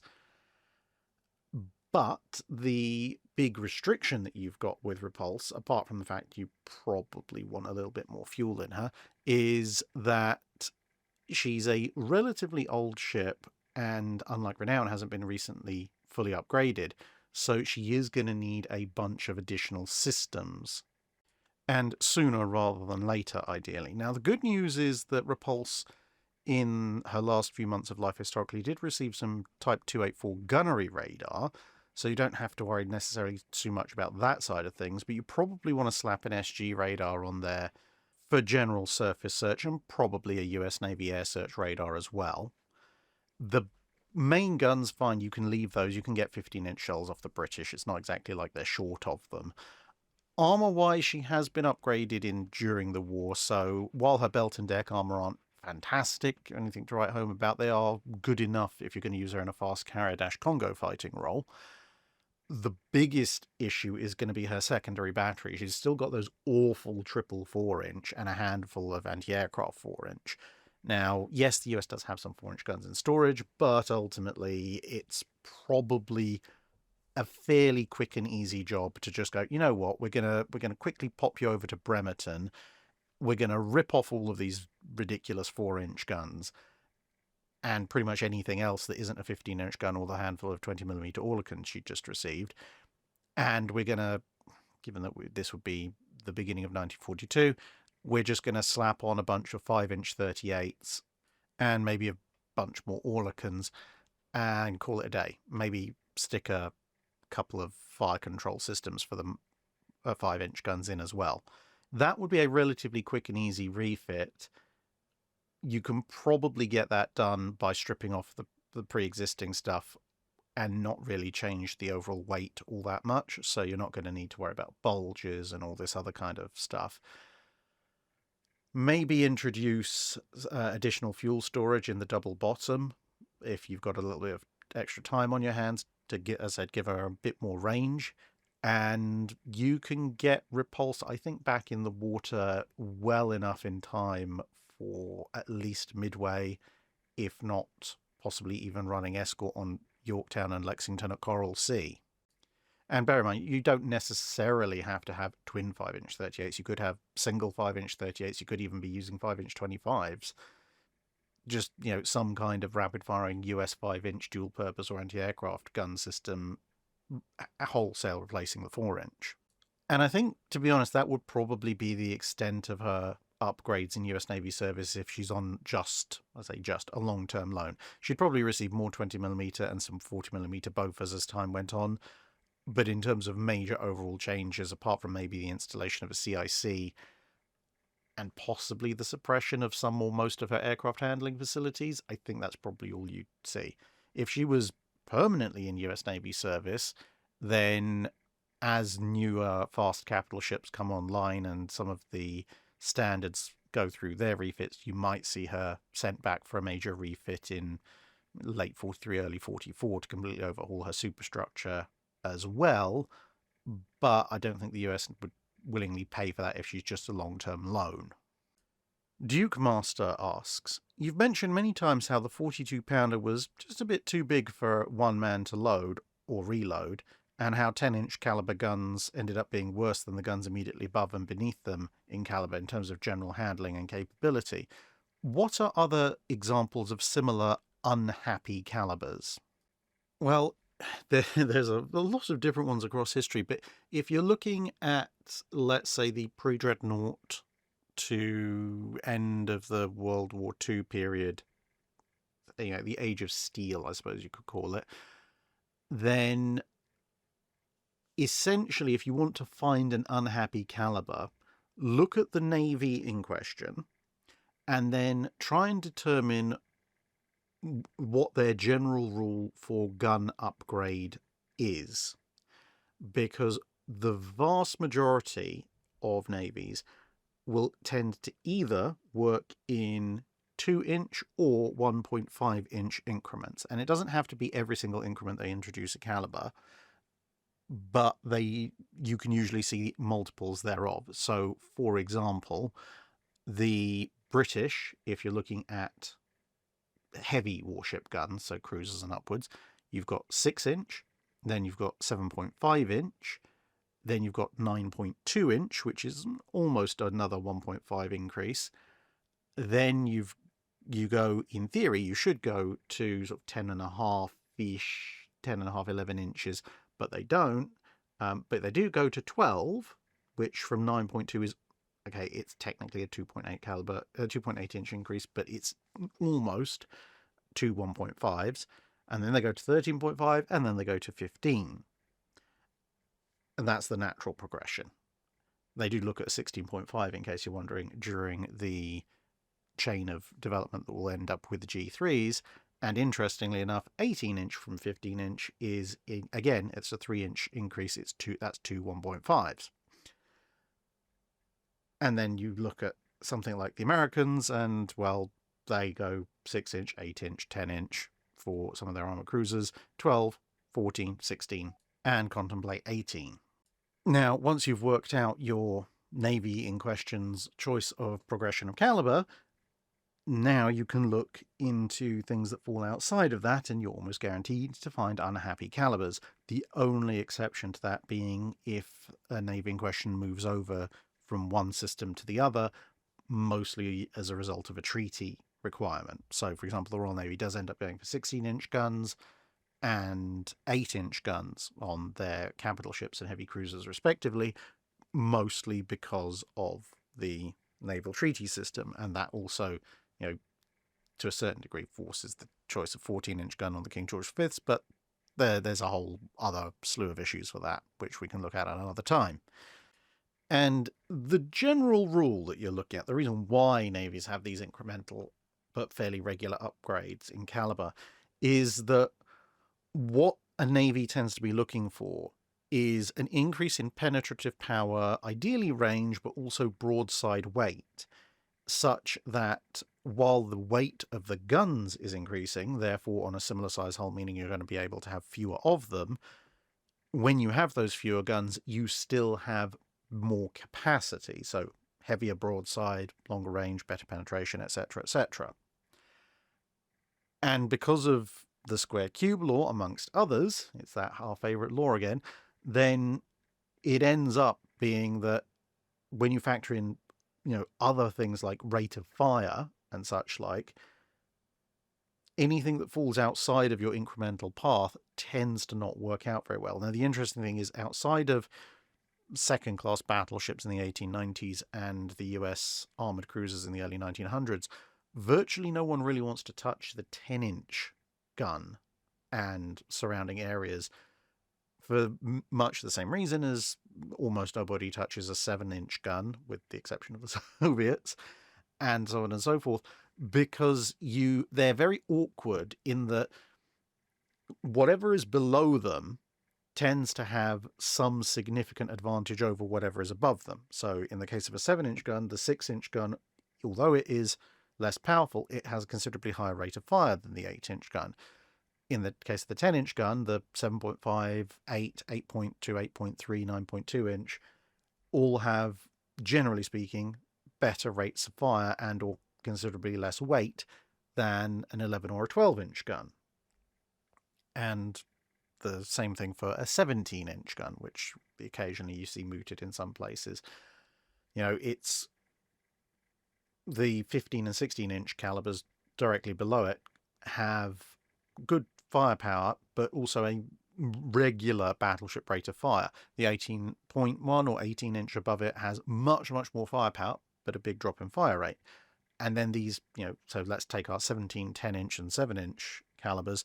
These awkward, unhappy calibers they don't have enough of the bigger calibers advantages, and they tend to lose most of the smaller calibers advantages as well. So, for example, a 7-inch gun, at least as implemented by the Soviets, has at best the fire rate of an 8-inch gun, but nothing of the firepower. So you've lost the rate of fire from the 6-inch, but you haven't really gained a huge amount in penetrative power, range, or broadside weight. Same with the 10-inch gun. Compared to cruiser guns, it's slow firing, almost as slow firing as a battleship gun, if not just as slow firing, but doesn't carry anywhere near the destructive capability or penetration capability of a battleship gun. And with the 17-inch gun, if, again, you look up the stats of the few that were vaguely considered, and you tend to find that they have the same kind of drop in overall rate of fire that an 18-inch gun experiences, but only marginally better performance than a 16-inch gun, for example. Real MCB asks, considering the importance of Operation Pedestal, why is Admiral Syfret still relatively obscure in World War II naval history? I think there's multiple reasons, and I think this is actually, relatively speaking, to varying degrees, somewhat applicable across all the Malta convoys. Firstly, there are a lot of Malta convoys. You have Harpoon and Vigorous, as well as Pedestal, and a few other big ones as well. And they tend to get kind of lumped together as the Malta convoys a lot of the time.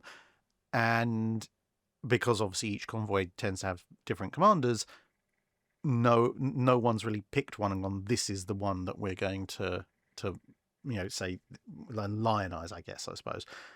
Another factor is that when you're talking about the Malta convoys, like most convoys, you have a heavy escort commander, if you like, and a close escort commander. In this case, Syfret is in charge of the big warship escort, but Burrows is in charge of the close escort. Whereas in a lot of big naval engagements, there is one admiral who is above all. He is the one in charge of the whole fleet. So the traditional kind of he was the man in charge, therefore he's the one who gets the glory, is a little bit harder to do with convoys, especially something like Pedestal. Then you have another problem, which is that exactly what happens in Pedestal in terms of who succeeds and who doesn't succeed, and whether each of these successes or losses is a good or a bad thing, is completely all over the shop for a very long time after World War II. Now, of course, everybody who has their own opinion on Pedestal is going to say, well, obviously my opinion is correct. But the simple fact is we have to acknowledge almost everybody who's heard of Pedestal in any great detail probably has a slightly different view on the overall balance of success versus failure as compared to anyone else. The Italians on a tactical level were pretty happy with their performance. The Luftwaffe was on a tactical level relatively happy with its performance. But, and again, this also comes into the discussion of tactics versus strategy, because tactically speaking, the Pedestal convoy took horrible losses. But strategically speaking, they were still able to resupply Malta. And you even see this in internal Italian and German documents where, some admirals or air marshals or whatever are saying, look at how many ships we destroyed. And other officers from the same service are going, yeah, but you didn't get all the relevant ones because Malta's still there, Malta's been resupplied, and that is going to cause a whole load of problems well in excess of any losses we might have suffered carrying out the attacks on the convoy in the next weeks and months, which turns out to be somewhat prophetic. And because there isn't a single major battle to point at, even with PQ-17, there's a couple of pretty big actions to point to. And with most naval engagements, you can point out, look, here was a load of big guns shooting at each other, and this was a key point or the key point. Whereas with Pedestal, it's days upon days upon days upon days of air raids and submarine attacks. And there isn't kind of one climactic engagement where, the heavy escorts are shooting at the German or Italian ships, and that this is how the whole thing is decided. It just doesn't happen with Malta convoys. And so you end up overall with this kind of slightly confused picture of what the heck's going on, who's responsible, was it good, was it bad, who won, who lost, was there a tactical victory but a strategic loss, or a strategic victory and a tactical loss? And in all of that, the people who were in charge of it kind of get a bit lost. Although I have decided that when I cover Pedestal, I already know what the title of the video is going to be, and I already know one particular metric I'm going to use within it. So yeah, the title of my eventual video on Pedestal, and obviously the other wonderful thing is this can work as either a single title or a two-part title if I have to split it into two. I'm going to take the Salamander's motto, unto the fires of battle, into the fires of battle, unto the anvil of war, because it's so appropriate for Pedestal. And in terms of the air assault that they're suffering, I'm going to use midways as my count. So basically I'm going to total up how many aircraft were involved in attacking one side or the other. I haven't quite decided which side at midway.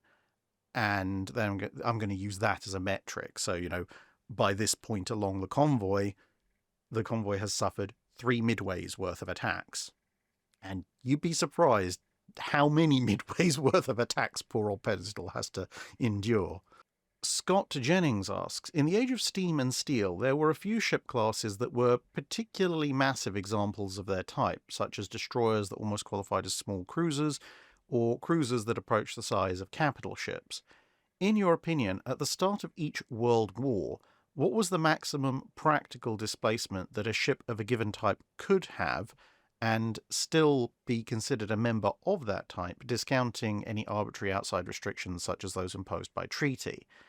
And what would a displacement above that limit, or why would a displacement above that limit be impractical for a ship of that type? And are there any ship types for which that limit would be different at the end of its respective world war due to wartime technological development or other factors?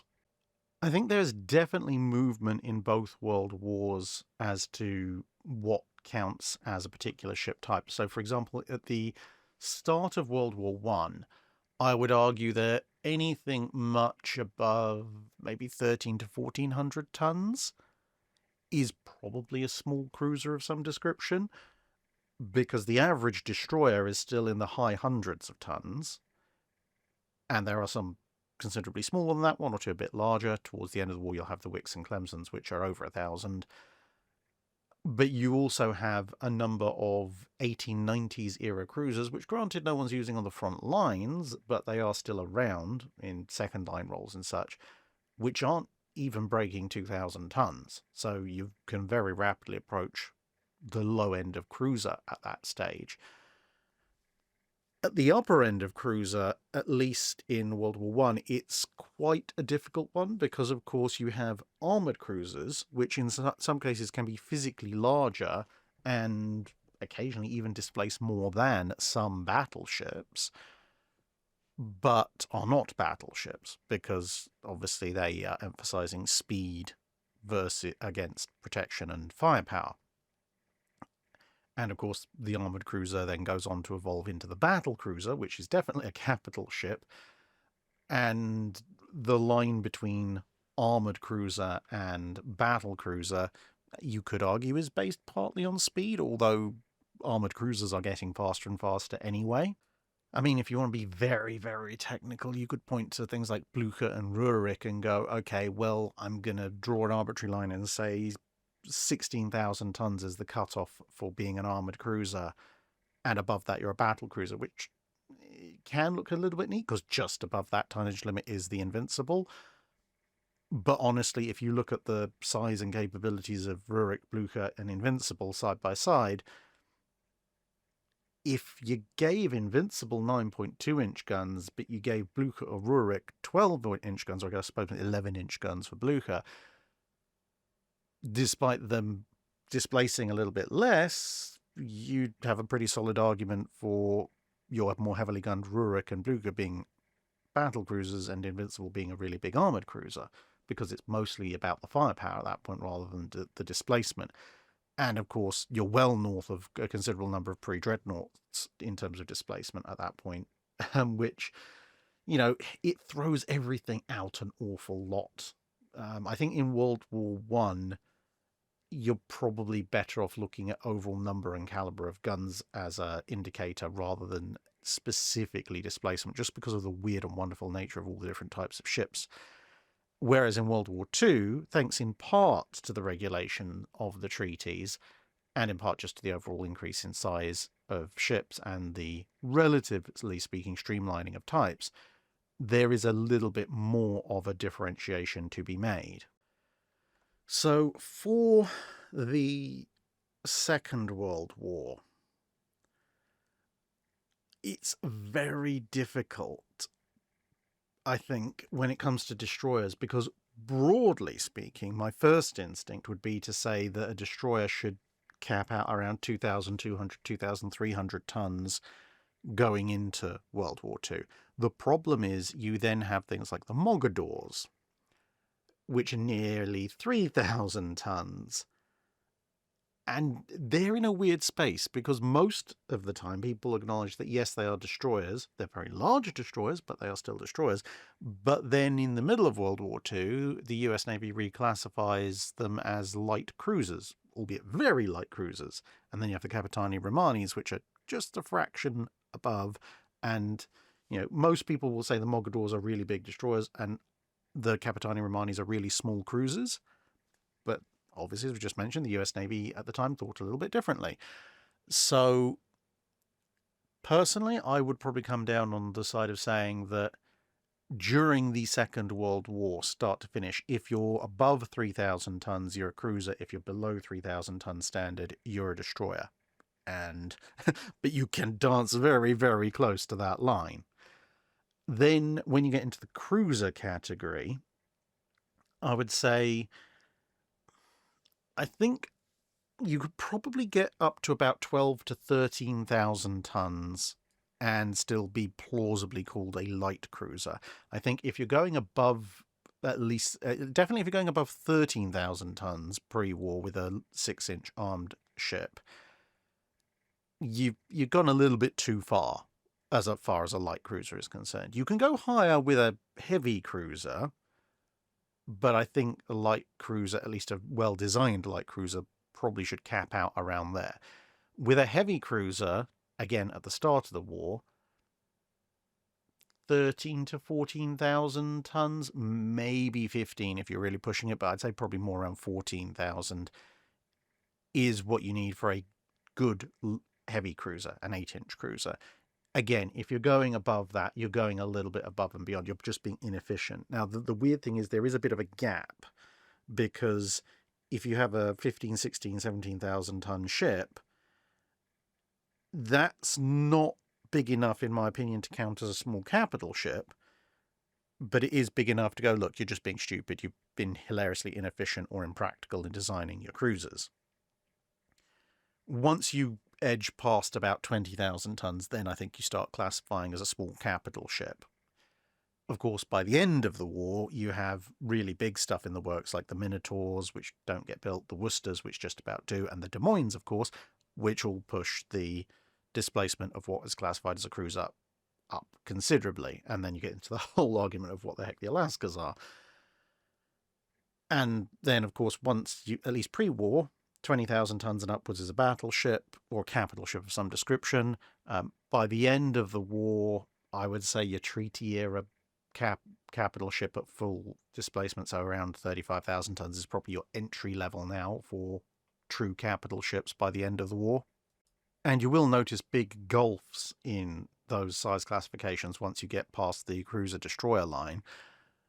But that's simply because, similar to what I said about cruisers, below a certain size or certain displacement for the next ship type up, but above that size on the next class down, you're just in a realm where you're a bit too big and a bit too expensive to really be a practical and efficient version of the smaller class, but you're too small and too weak to be a practical and efficient version of the bigger class. Lord Druken asks, it seems that during World War II, the battleships of European navies tended to stick to the 15-inch gun as their primary armament, in contrast to the use of 16-inch guns in the American and Japanese navies, the 18-inch guns of the Yamatos being a notable exception. Was there a particular strategic or manufacturing reason why the European navies stuck with a 15-inch?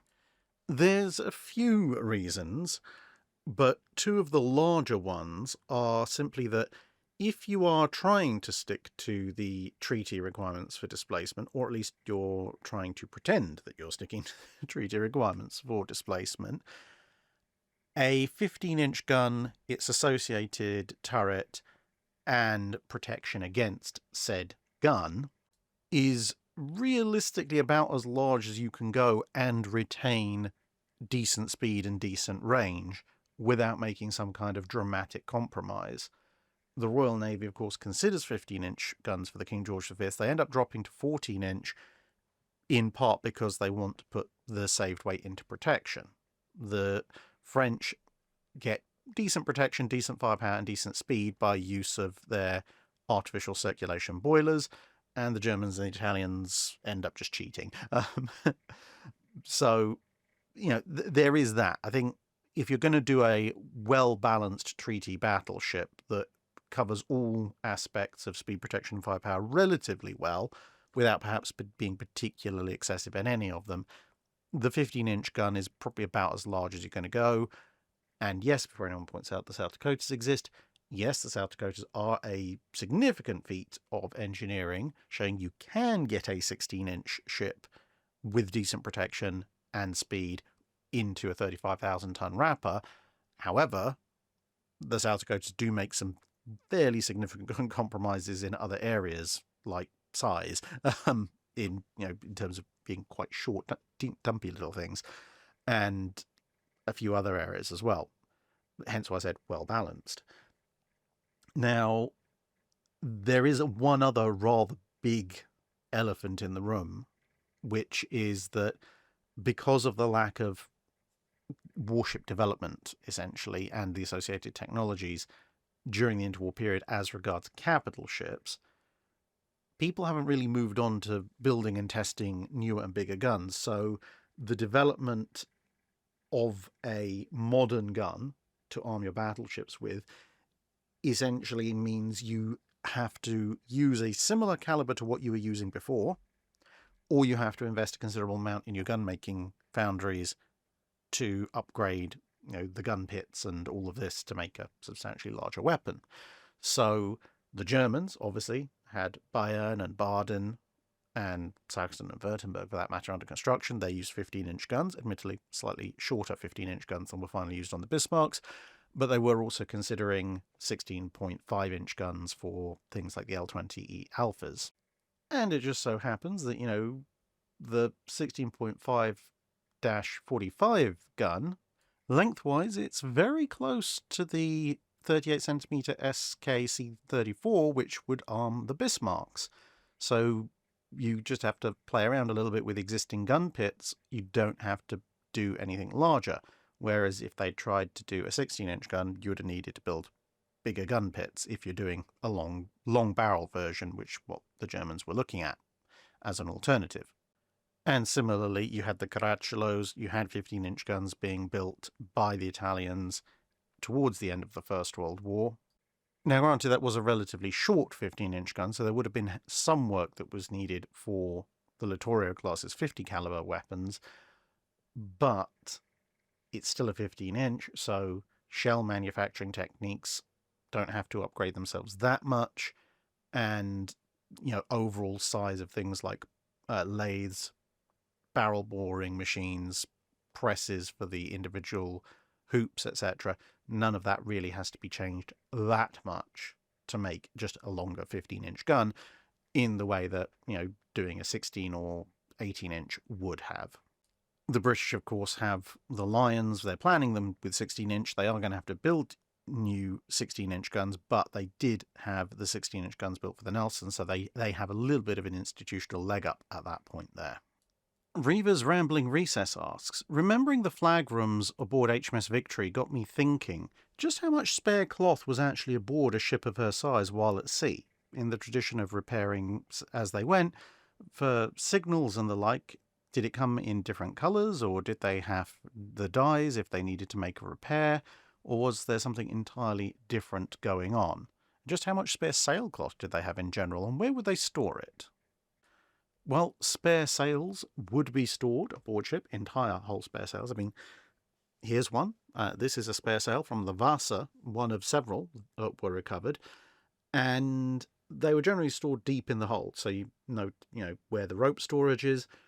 That kind of level below the waterline would also be generally where you would store big spare sails, and they would be whole sails, quite literally whole sail.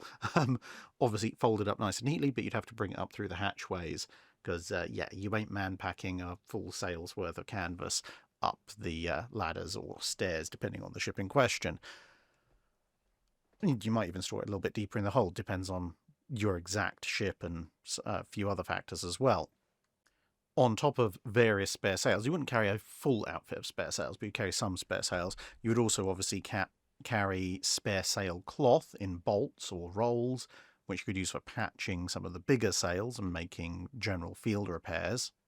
But as far as signal flags and the like went, generally the best approach was to have several copies of the same flag, because apart from anything, at least if you're talking about the 19th century onwards, when you have a whole load of different signal flags, you might need to repeat a certain signal flag at a given point anyway, like the letter E, for example, very common in the English language. If you're having to phonetically spell stuff out, you might end up needing several E flags, and so you would have several sets of the more common signal flags, and usually at least one backup of all the others.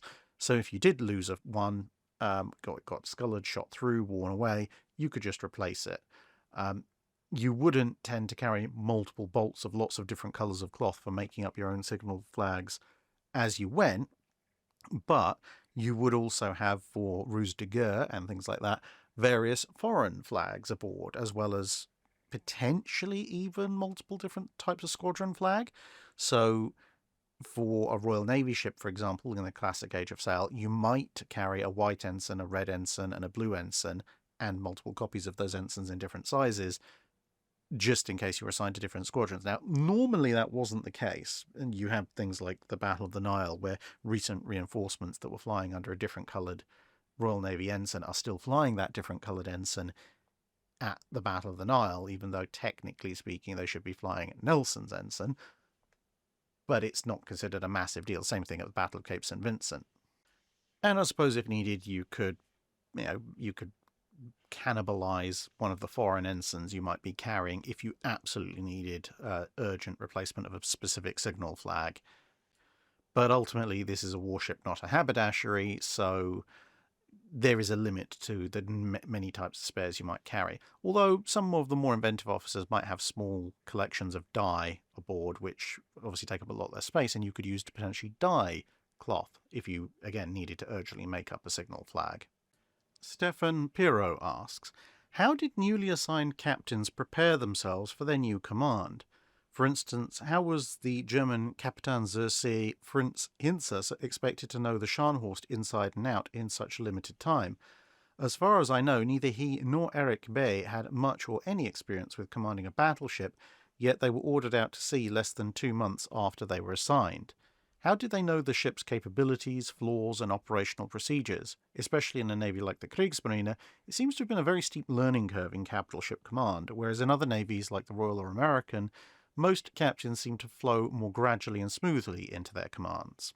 Well, up-and-coming naval officers in all navies would be expected to study, at least to a certain degree, the capabilities of various ships, and they'd have some operational details as well, because they either operate alongside them or perhaps serve on some larger ships in earlier stages of their careers.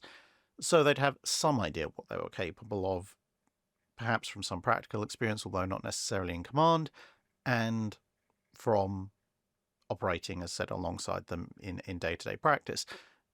Then, of course, once you are in command, you should have a reliable staff supporting you. And they should then be, obviously they understand the ship should be able to carry out your orders and be able to tell you what you can and can't do if you're being a little bit unrealistic. And I think in some ways it reflects different priorities within different navies, because in some navies, it seems to me at least, the captain is expected to understand exactly how every part of his ship runs. Almost kind of like if the chief gunner is knocked out, the captain should know enough about gunnery to be able to almost take over, and the same with engineering and so forth. Obviously, that's not going to work in practice, but the principle seems to be enshrined in certain navies, whereas in other navies, while a captain might have picked up an expertise in engineering or gunnery or navigation or something like that on their way up the command ladder, they're expected to be a tactical and strategic decision maker and a leader. The practicalities of turning those intentions into operational reality is held to be more the job of the specialists of the various departments. Now, of course, you do have to know something about the capabilities of your ships. How fast are they? Roughly what firepower and armor have you got, etc. But under that school of naval thought, you only need a limited idea of all of this before you turn around and should be able to give general orders to effect some change on the enemy, ideally, obviously, some kind of violent change. Now, granted, some navies, you do get a much more gentle introduction. So, for example, at least in peacetime, in the US Navy, if you wanted to command a battleship, you had to spend at least one tour of duty as the XO of a battleship, which that rather obviously gives you both command and operational experience aboard a battleship, so you can slot into the captain's role a lot easier. Although, compared to, as you said, with Bay, the biggest thing he'd commanded up until that point was a destroyer. And then suddenly he's like, you are now an admiral. Congratulations. Here's the Scharnhorst. Have fun. But I have a feeling that's as much a reflection of wartime constraints as it is anything else, because you certainly wouldn't be thrown in at the deep end quite like that in most of the peacetime German Navy. Although, to be fair, for most of the peacetime German Navy, there weren't any capital ships for them to man in the first place, apart from a couple of old pre-dreadnoughts, but there you go. HMAS Albatross asks, I think it's fair to say that US Navy treaty-era battleship classes had compromises in their designs in order to comply with the treaties. The North Carolinas notably not being armoured against their own guns due to the late change to 16-inch caliber, and the South Dakotas having another set of compromises to squeeze in a balance of speed, protection and firepower that the US Navy wanted on 35,000 tons. It seems to me that the Royal Navy's design process leading up to and into World War II was very reluctant to go ahead with designs that were perceived to have too many compromises, or a major flaw in one aspect of a design. If both of these designs had been drafted for the Royal Navy before the treaty era collapsed, do you think the Royal Navy would have found either or both designs acceptable to build, and which one do you think they would favour?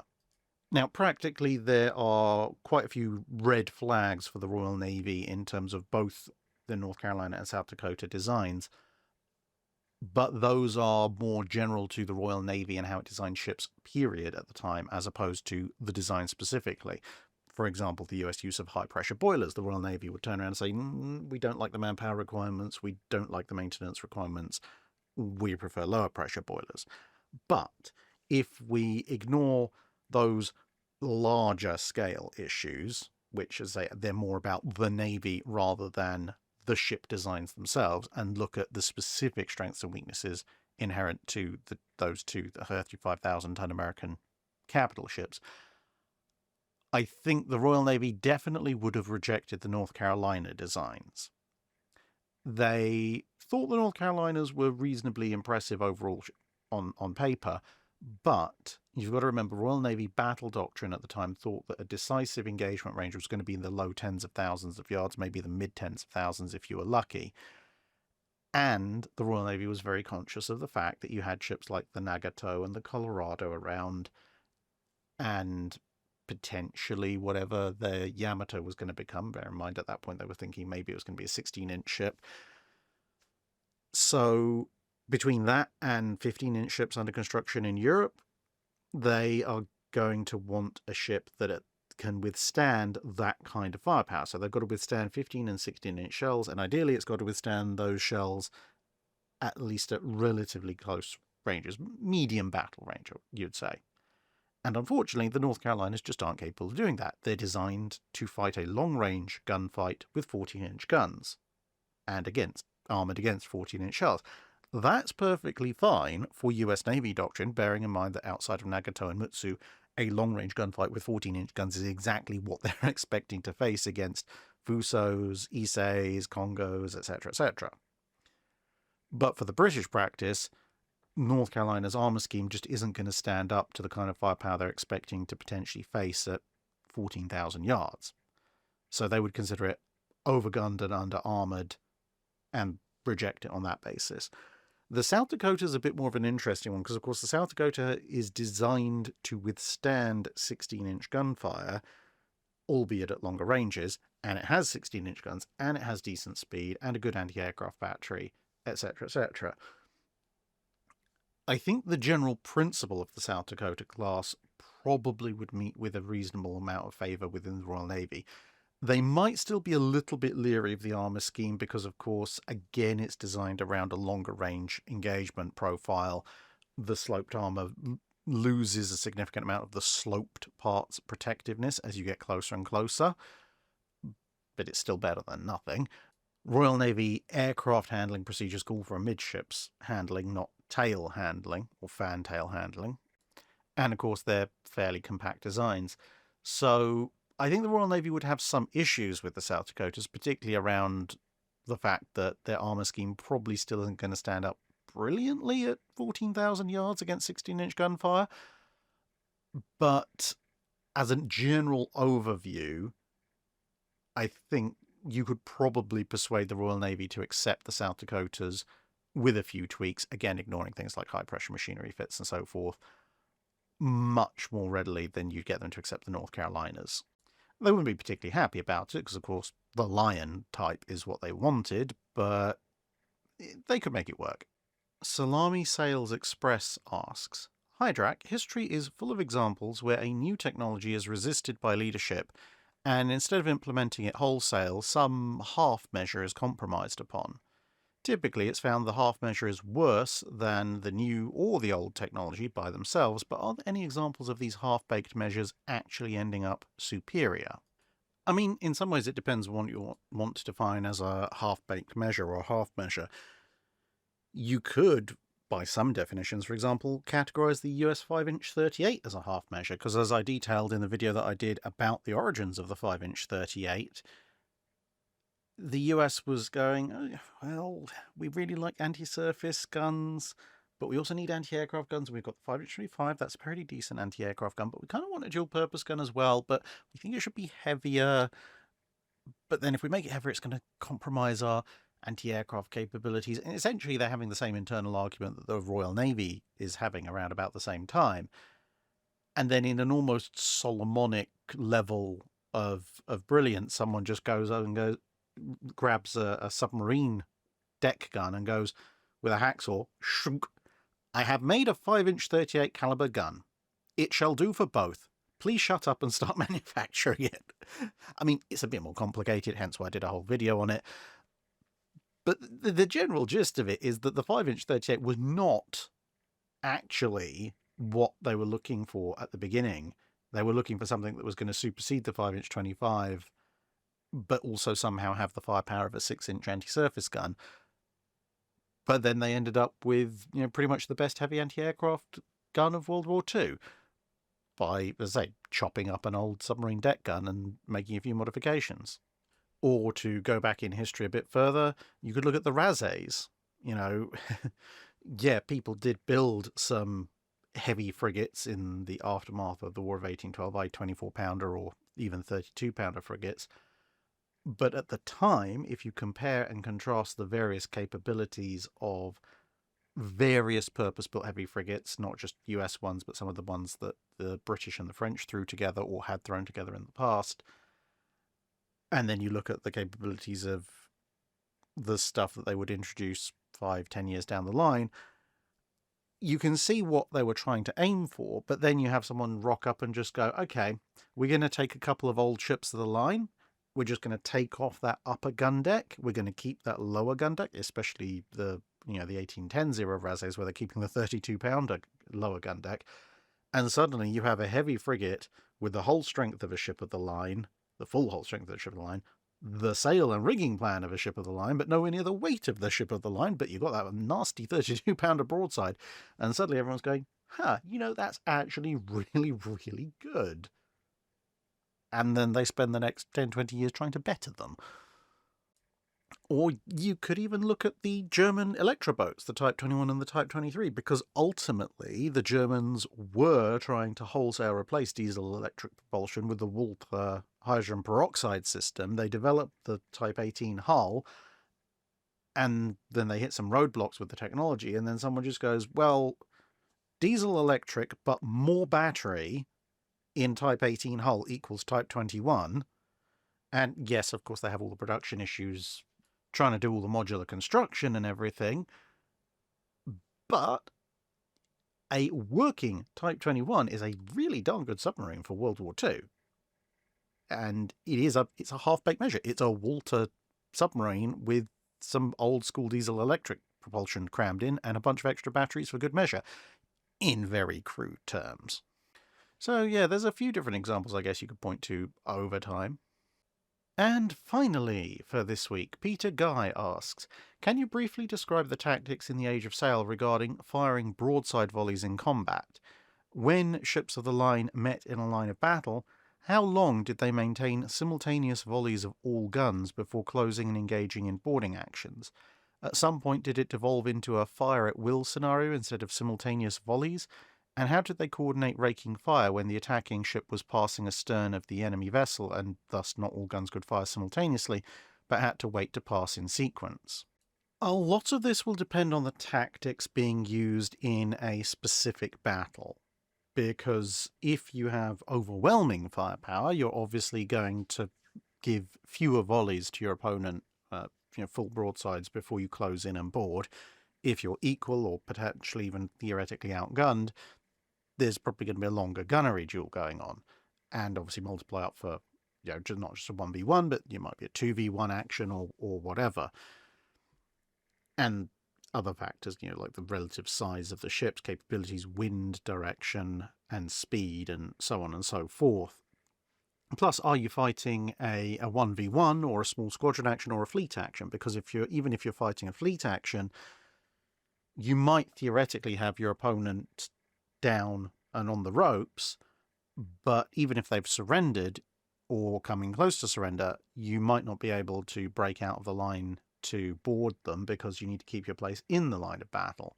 So you might just have to keep hitting them and hitting them and hitting them until they give up, and then you send a boat over to accept the surrender rather than go in for a close range action. Whereas if it's a 1v1, you obviously have a lot more freedom to decide if you want to do that.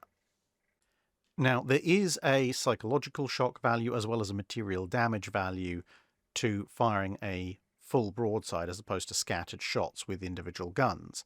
So as long as you're in formation and as long as it's not to any particular disadvantage, you will want to maintain the firing of broadsides, or at least largely speaking broadsides. And if you've got a decently trained crew, they should be capable of reloading their guns in, roughly speaking, the same amount of time.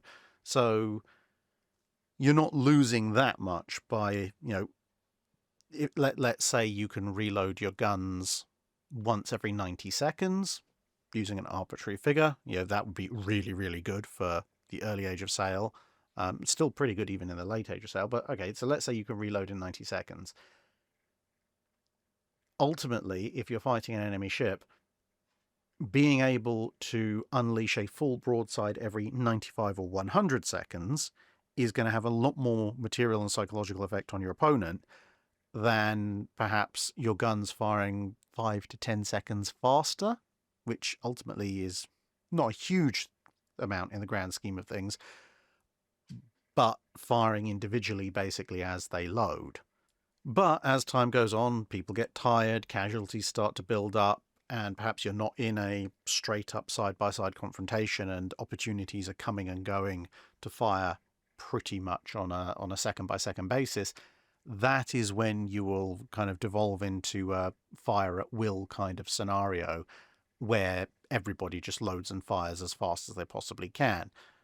And this can be a whole load of different examples. So it could be a swirling firefight, and once a lot of smoke's got going, you're just getting glimpses of the enemy as you maneuver, at which point, anyone who's loaded, fire at the enemy when you see them. Conversely, you could get something like Victory and Redoutable. You're locked alongside each other, at which point you can't miss, and at least in theory, the winner is going to be the one who pumps the most shots into your opponent. Therefore, everyone just fire as fast as you possibly can. Don't wait for anybody else. So essentially, once time becomes of the essence, that's when you go from broadside firing to fire at will. But it is something that each gun captain or the ship's captain is going to have to make a decision on, given the specific circumstances of the battle they're fighting.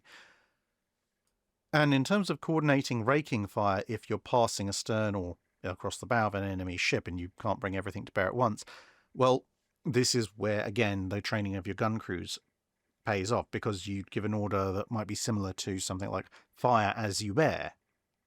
And essentially what you're telling the gun crews then is, as your gun comes to bear on the target, that is when you will fire. And of course, you've got the gun port, and the gunner can look along the length of the gun and out the gun port and go, okay, we're coming up in line with the enemy, and they're, to do the maximum damage, I've decided that we're going to fire now. And that, obviously, the exact choice of when to fire is going to be up to each gun captain as you pass by. But if your gun crews are well trained, they know, roughly how long it is between them initiating the firing and the gun actually firing. If you're using slow match and fuse, or if you're using flintlock, obviously that's going to all be very different amounts of time. And of course, you're vaguely aiming still, so firing on the up roll or the down roll or whatever. And then again, with appropriately trained gun crews, you will hopefully get a nice sequential rolling fire as you pass by, with every round doing damage.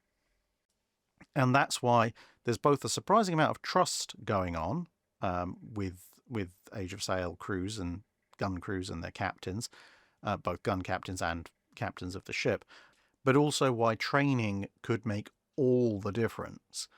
Because, ultimately, when you look at various ships, you can go, yeah, on paper, this ship has a bigger broadside weight, or this ship has an extra deck of guns, or all sorts of theoretical on-paper advantages. But in the Age of Sail, when a huge amount of how a battle is decided by the men, as much or more than the technology, if one ship, might have a 15% smaller broadside, but can fire 2 or 3 times faster because the gun crews are well trained, that ship is going to be the one that wins. The bigger ship that can maybe get off one inaccurate broadside every 5 minutes, unless it's lucky enough to somehow maneuver itself into a position where that one big broadside can really be made to count, is probably on a hiding to nothing. And, given that you're stuck with a crew that can only fire one broadside every 5 minutes, I wouldn't put much money on the rest of your crew being able to maneuver the ship that well either. And that brings us to the end of the Drydock for this month. Thank you very much, everybody, for tuning into this one. Even though, as I say, we are very, very early for a Patreon Drydock. But hope you've enjoyed it, and hope to see you again in another video at some point fairly soon. Thanks very much. Bye for now.